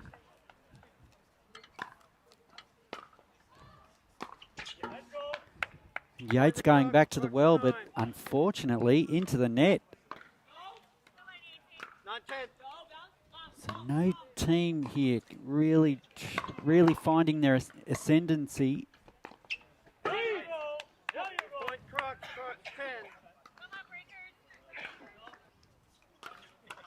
10. 10.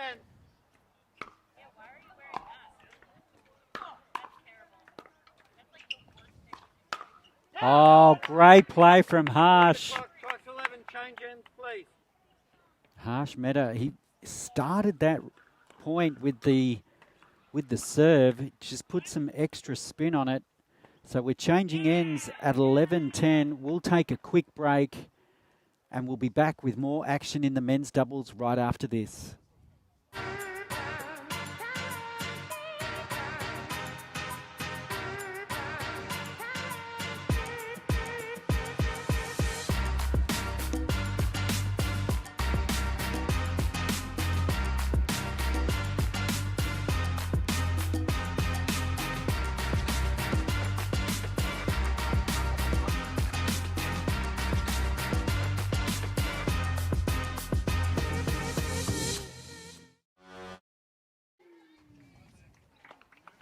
And we're back.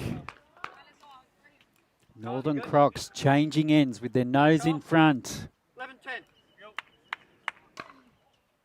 It's MLP Australia action live here from Melbourne. Crocs 12. 12-10.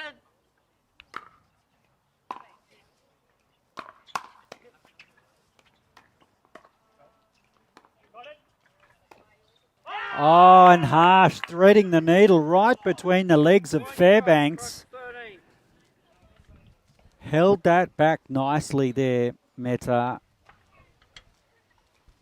Fairbanks didn't realise where it was going until it was through his legs. 13-10. And a nice lead now for the Crocs. Nice attack from Yates and giving Harsh the stare down as well. 11-13. But they're still behind on the scoreboard. Point Crocs 14. And that doesn't help the Breakers' cause. 14-11.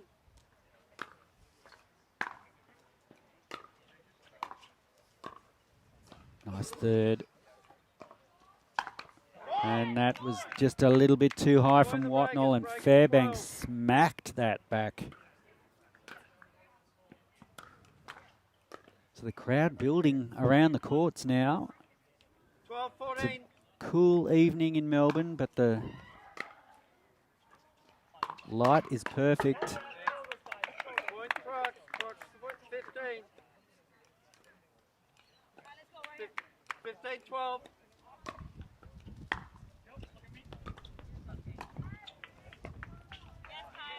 Point Breakers 13. Nice placement on the dink there, just getting Watnell at full stretch, just lost control. 15.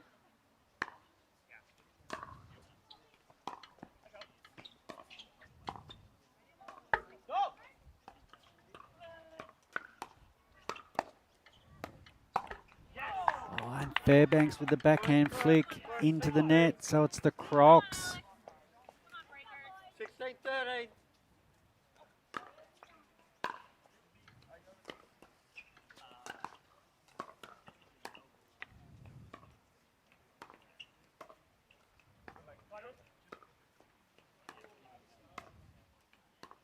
Nice dink rally here.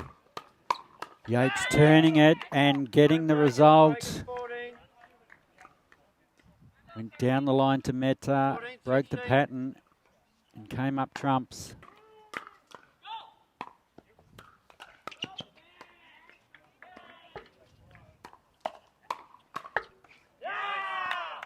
And that net cord playing a major role in that rally.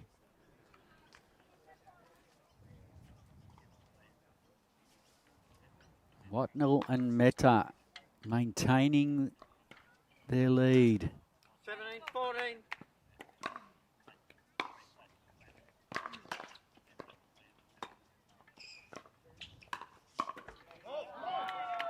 Point breakers 15. So Yates and Fairbanks, what can they do here? They've really got to try and get some sort of ascendancy here.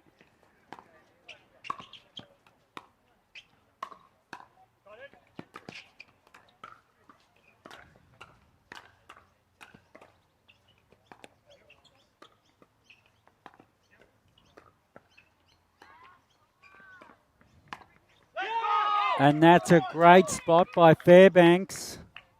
Point breakers 16. So Fairbanks, who played with the Gold Coast in season 1,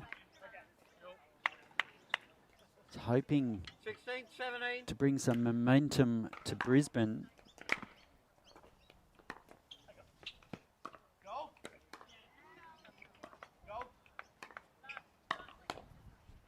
Oh, and Yates managing to keep that in. Point breakers 17.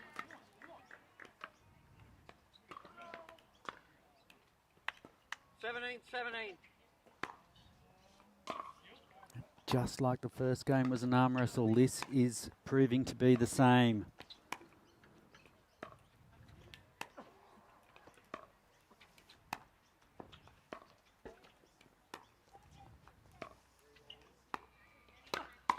Oh, and Yates Point the Crocs 18. going down the line, but that dink to Meta was just slightly high and he pounced on it.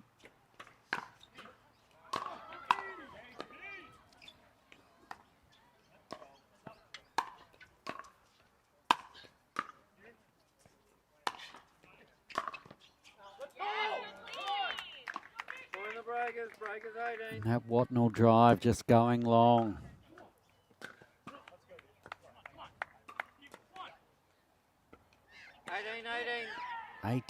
18. Fairbanks brings it in. Point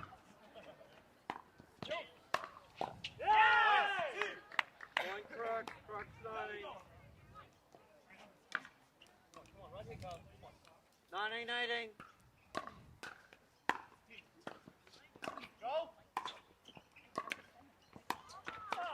Oh, great defense from Yates. But great attack by Harsh Mehta. Every time Yates has asked a question, Mehta has answered.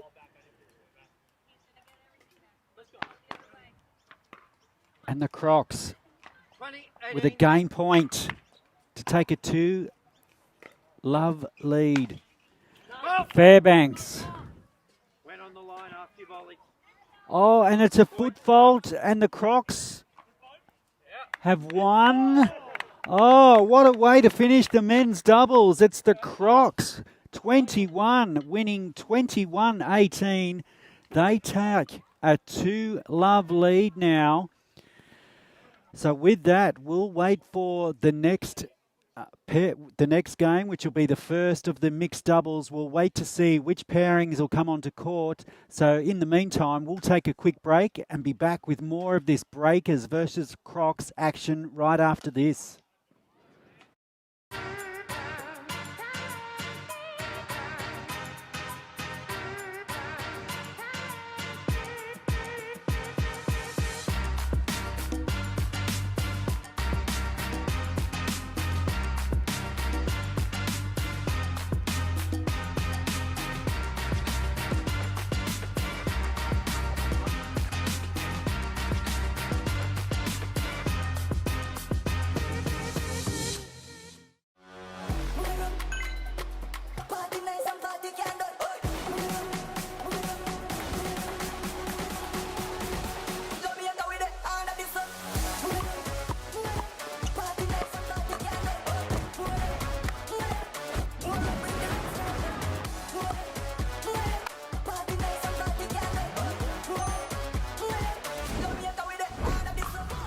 What's your duper?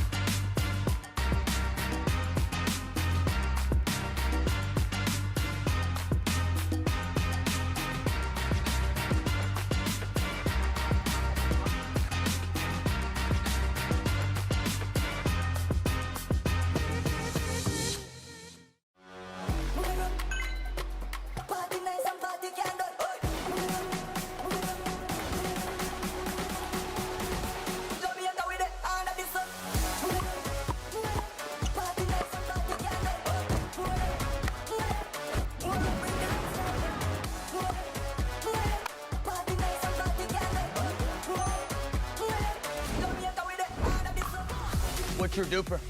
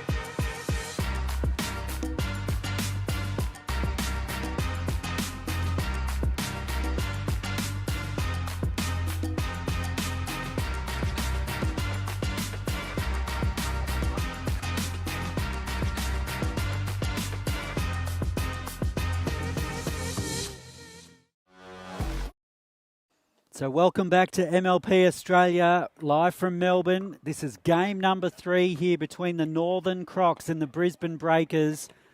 It's the Northern Crocs with more than their nose in front now. They've got money in the bank. They've got 2 games in the bank, and this could seal it. And that's a great way to start from Harsh Mehta. What a way to strike.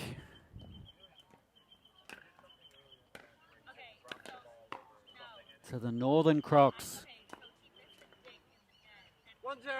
in the context of Season 2, the Northern Crocs are currently in 3rd place. And if they can manage to win this event here,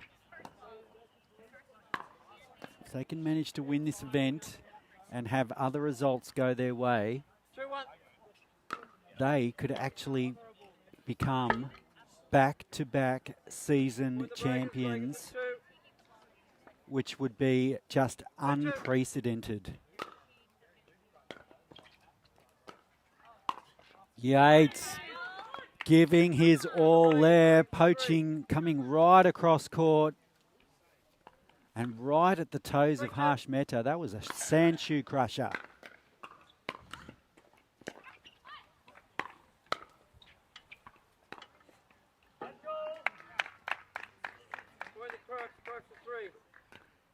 Yates just intimating like it was the swirling breeze that just moved that ball.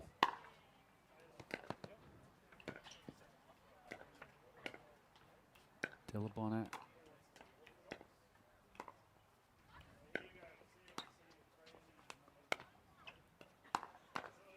Speed up from Yates. And Yates caught. Great placement from Mehta. Mehta not overhitting. Point the breakers at 4. I was just about to say going for placement over power, but unfortunately hit that one into the net. And Shaki just not getting under that one at all. So it's the Crocs. 5-4.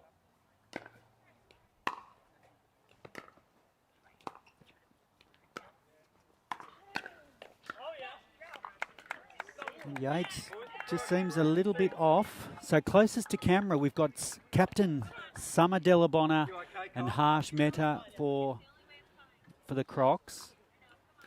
And on the far side, Captain Ludovic Ashaki and Hall of Famer Kyle Yates from the USA. It's do or die for the Brisbane Breakers.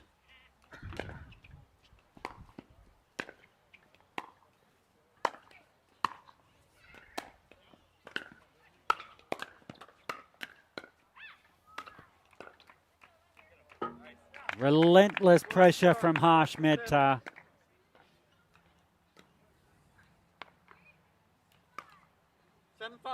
Northern Crocs dictating terms. And that return just going long. So nothing seems to be going right here for the Brisbane Breakers.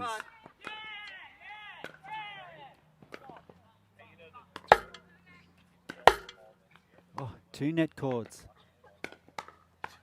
Oh, and Yates again just caught a little slow there. I'm not quite sure whether it's the angle of the sun that's causing an issue there for Yates. But Shaki just reaching and just out of reach. And it's the Crocs with a very handy lead now. Ash, is the ball okay? I'll call the score again. You right, Lou? 10-5. 10-5. And that returns sailing long, and the Brisbane Breakers in a bit of trouble here as we change ends. We'll take a quick break, but it's all one-way traffic for the Northern Crocs. 11-5 here in the first of the mixed doubles.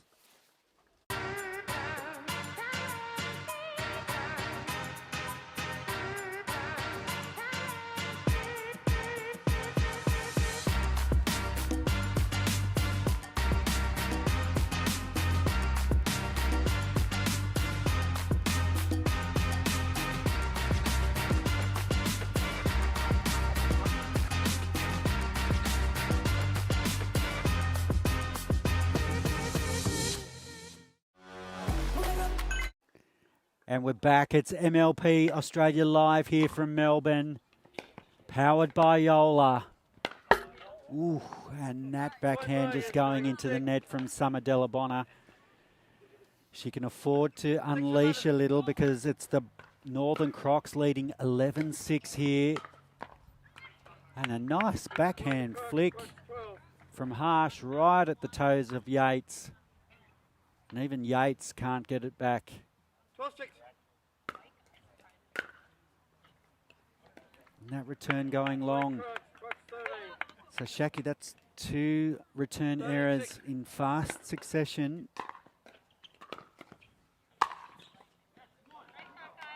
And that's a nice shot right in the corner. Breakers 7.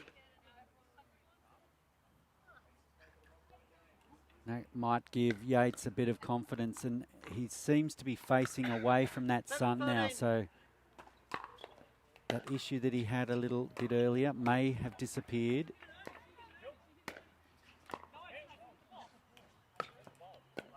Nice off forehand from Harsh.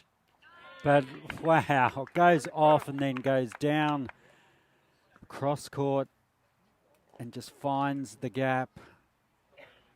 Harsh is on fire right now.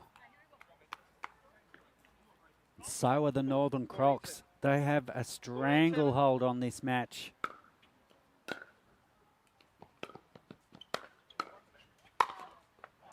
And Yates powering. Breakers are 8.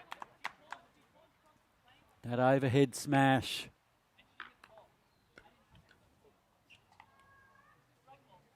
Eight 14.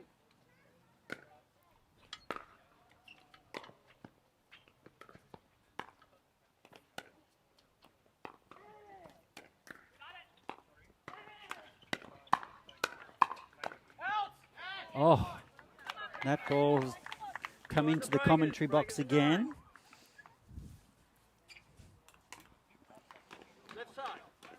So it's Summer Delabonna not phased one bit, speeding up to Carl Yates. And that's what the Breakers need. They need Carl Yates to catch fire here, and that's an example of what he can do when he's on fire. That was superb play from Carl Yates. The poach Burt coming right in front of Shaki there.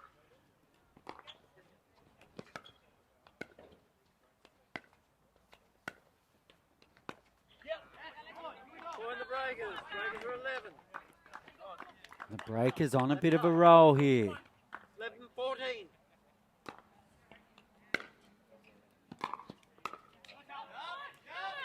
Join the breakers. Yates. Timeout call. And the Crocs going for a timeout to try and break this momentum. The Brisbane Breakers have fought back within 2. We'll take a quick break and be back with more right after this.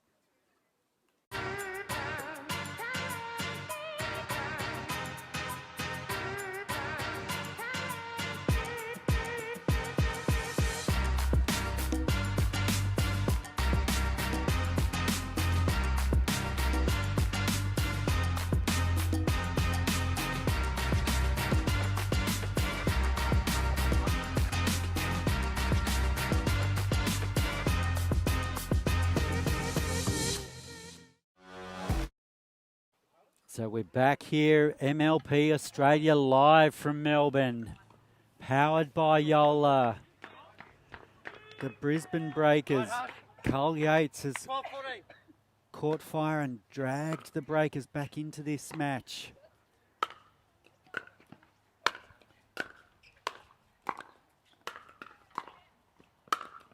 Oh, great play from the Crocs. Oh, defense from the Breakers.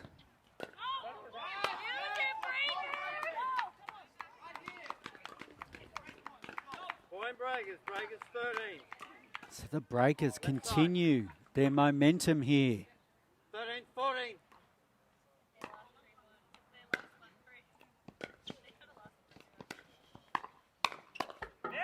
And Summer Delaboni going straight back cross court to Yates. Crocs 15. 15-13. And that returns sailing long.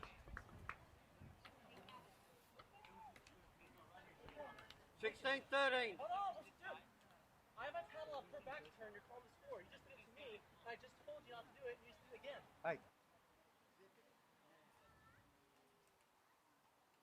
So just some heated 13. interaction between Yates and the referee there. Point the breakers. And the Breakers. So a little bit of tension on court. A little bit of drama. 16. And that drifts Point long. breakers. So Breakers 15. it's all of a sudden a 1-point match. 15-16.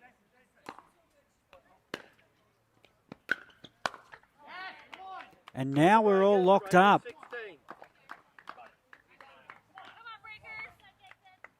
16-16.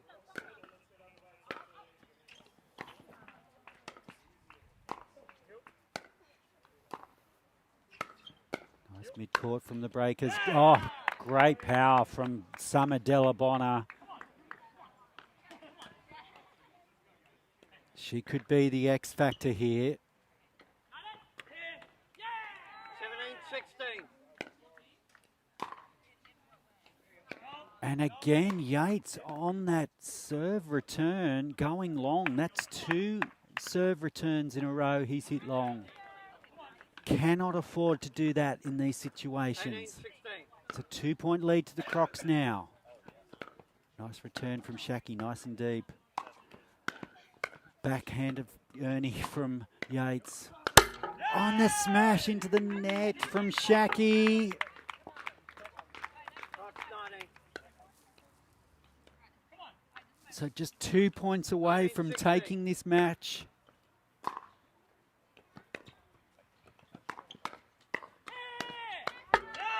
And the Northern Crocs finishing stronger here, it would seem.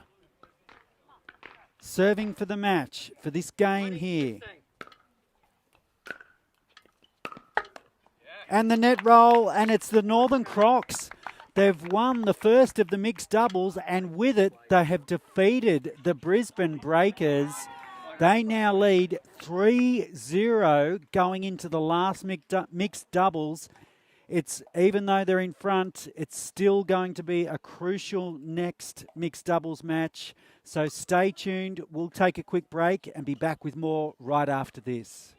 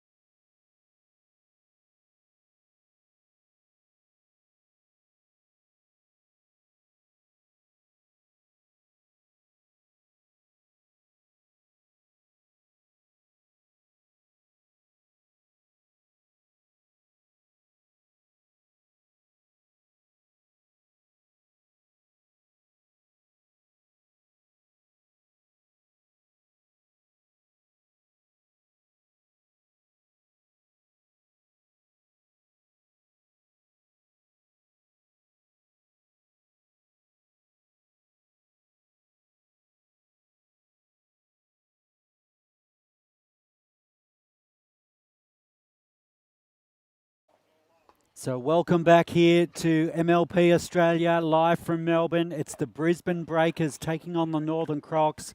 The Northern Crocs are up 3-0, so they have won the match. But as we know, these preliminary matches are worth every point. So if the Northern Crocs can sweep the Brisbane Breakers 4-0 here, it all bodes well going into tomorrow's matches. And that could well mean that they go straight through to the semi-finals on Championship Sunday. But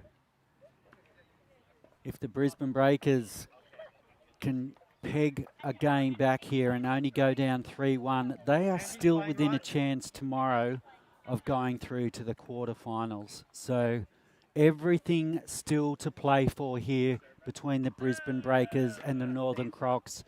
So furthest from camera, we've got the Northern Crocs with Andy Dikasaljevic and Kyle Watnell. And then closest to camera, we've got young Aussie sensation Nicola Showman up again with Alexander Fairbanks. So this should be a real tussle. So Nicola Showman, only 17 years of age and the youngest player in the MLP Australia. Andy, you good? You right, Nicola? 0-0. So we're underway. Watnell with an Ernie. And nicely left from Fairbanks. So a nice controlled start from the Brisbane Breakers.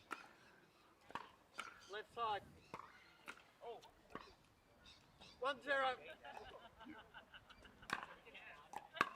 1-0. Nice deep serve from Fairbanks. Point the Crocs. Crocs to 1. So unforced error from Showman.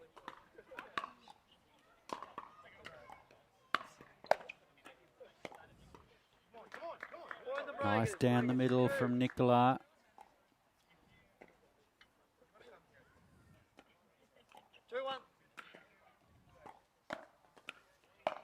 Nice deep serve from Showman.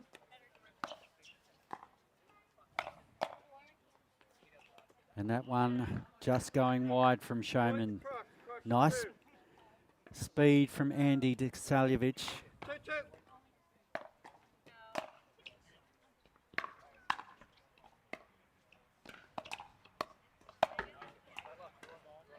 Point the Crocs. Crocs to 3. Just a few unforced errors to start this fourth game.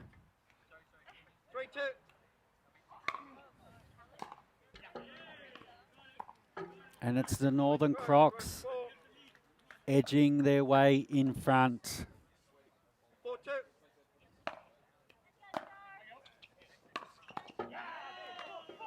And the Crocs, the sweep could be on here. As we mentioned earlier, if they can get a 4-0 result here over Brisbane, it will help them possibly secure a berth straight through to the semi-finals 3-5. and avoid playing in the quarters.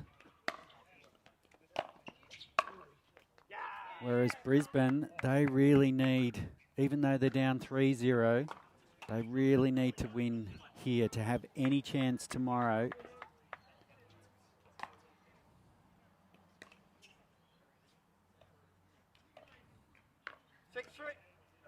So Dikasaljevic brings it in.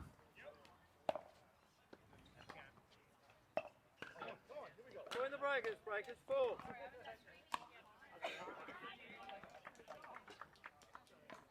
So the Breakers a chance here.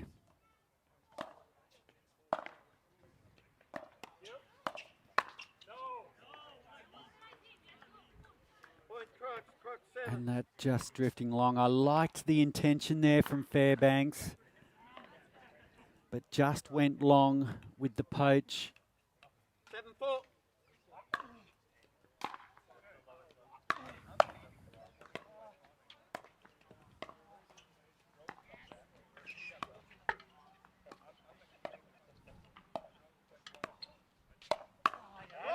Nice speed from Showman down the middle.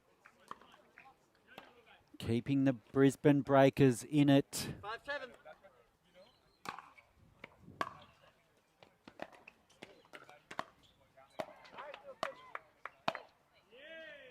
And that goes long. So the Northern Crocs 8-5.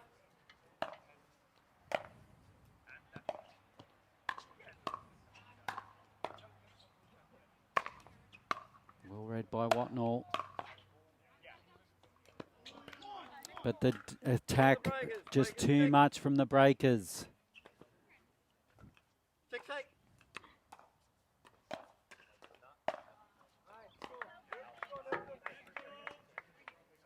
Point to Crocs. Crocs 9. 9-6. Crocs just making less errors at this point in time. Point Crocs. Crocs 10. That one hitting the leg of his partner there, Fairbanks. 10-6. So the Breakers just unable to get a break at the moment. They're down by 4. Well read by Watnall. Did that go long or was it good? Called good. So Showman just managing to keep that in play. She was giving me the end. That's 7.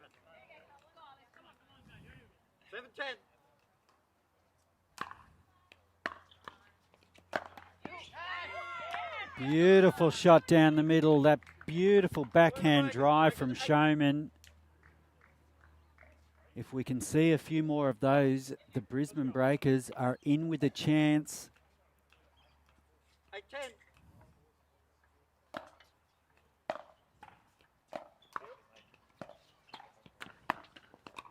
And there's another. So Showman starting to put on a show. Bringing the Breakers back within 1.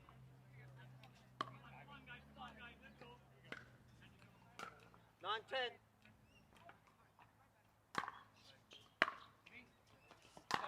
And that was just long, so we're all locked up. Point the Breakers. It's 10-10 now.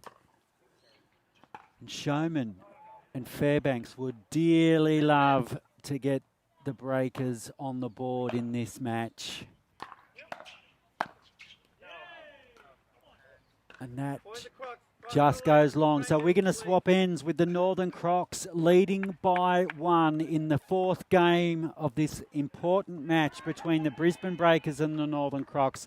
We'll take a quick break and we'll be back with more right after this.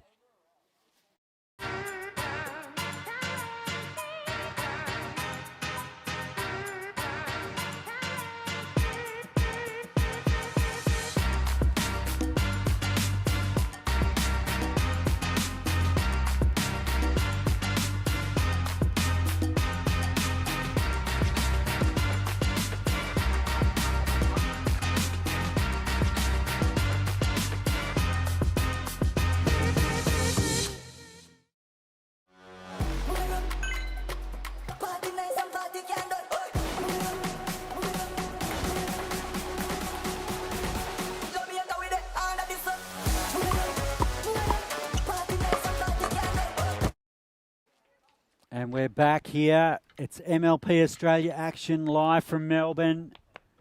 You good, Alex? It's the Northern Crocs in game 4. 11-10. Swapping ends with their nose in front. 11-10.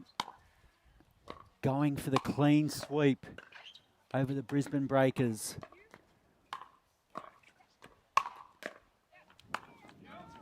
Great defense from the Crocs. Oh, Point the Breakers. Breakers 11. Crocs unable to turn defense into offense and the Breakers level things up. 11-11.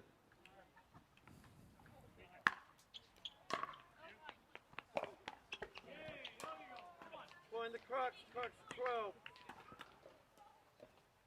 It's a seesawing match, this one. 12-11.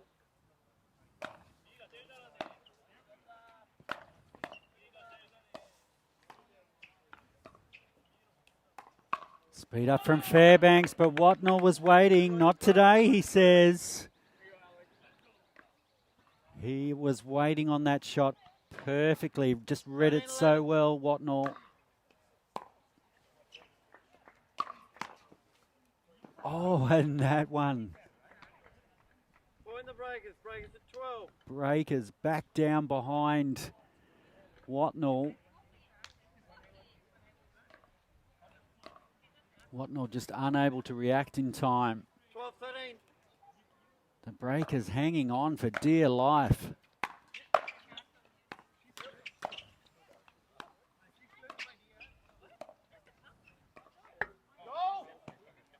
Oh, and Watnell getting the net roll and the Crocs. So Dikasaljevic to bring it in. 14-12.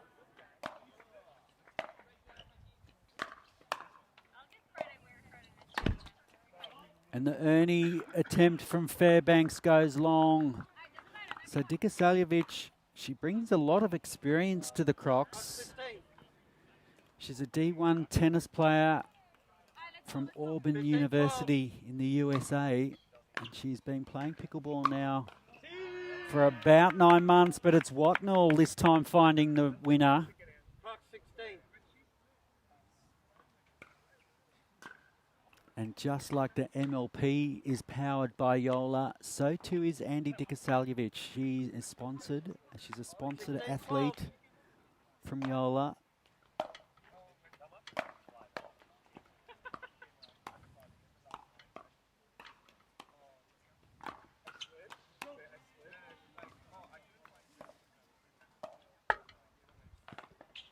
Oh, and just the net roll. Both players 17. going for the ball and just getting caught up with each other. And it's the Crocs now with a comfortable 5-point lead. Can they go on with it? Breakers 13. Watnell's lob just going long. 13-17.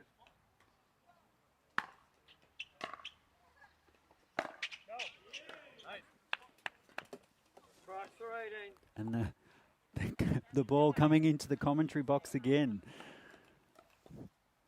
That 18-13. gives you an idea of just how close to the action we are. And Ernie from Fairbanks again. He could have almost hit that again from out of court. 14. Hang on, Nicola. Hadn't called score. I was telling you what you were so you knew where you were. Hadn't called theirs. 14, 6, 18. 14-18, so just 3 points away, the Northern Crocs. A change up in pace there from Nicola Showman on the serve. Fairbanks just unable to control that error, and it's 2 points away here, the Northern Crocs, from a clean sweep. Beautiful overhead. Point the breakers. Breakers 15.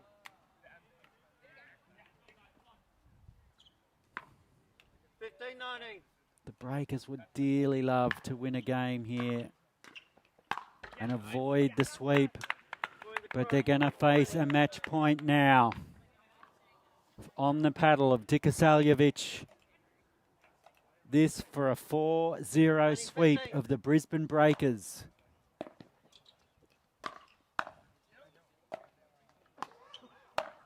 Oh, and she's done it. What a way to sweep the Brisbane Breakers. Andy Dikasaljevic and Kyle Watnell have defeated the pairing of Alexander Fairbanks and Nicola Showman. What a way to finish, ladies and gentlemen. The Brisbane Breakers and Northern Crocs. It's the Northern Crocs who have swept the Brisbane Breakers 4-0. And what a way to end the evening here at MLP Australia. We're going to be back with more action tomorrow, and everything is absolutely set up for another fantastic day of action, and we look forward to seeing you then. So until then, goodbye.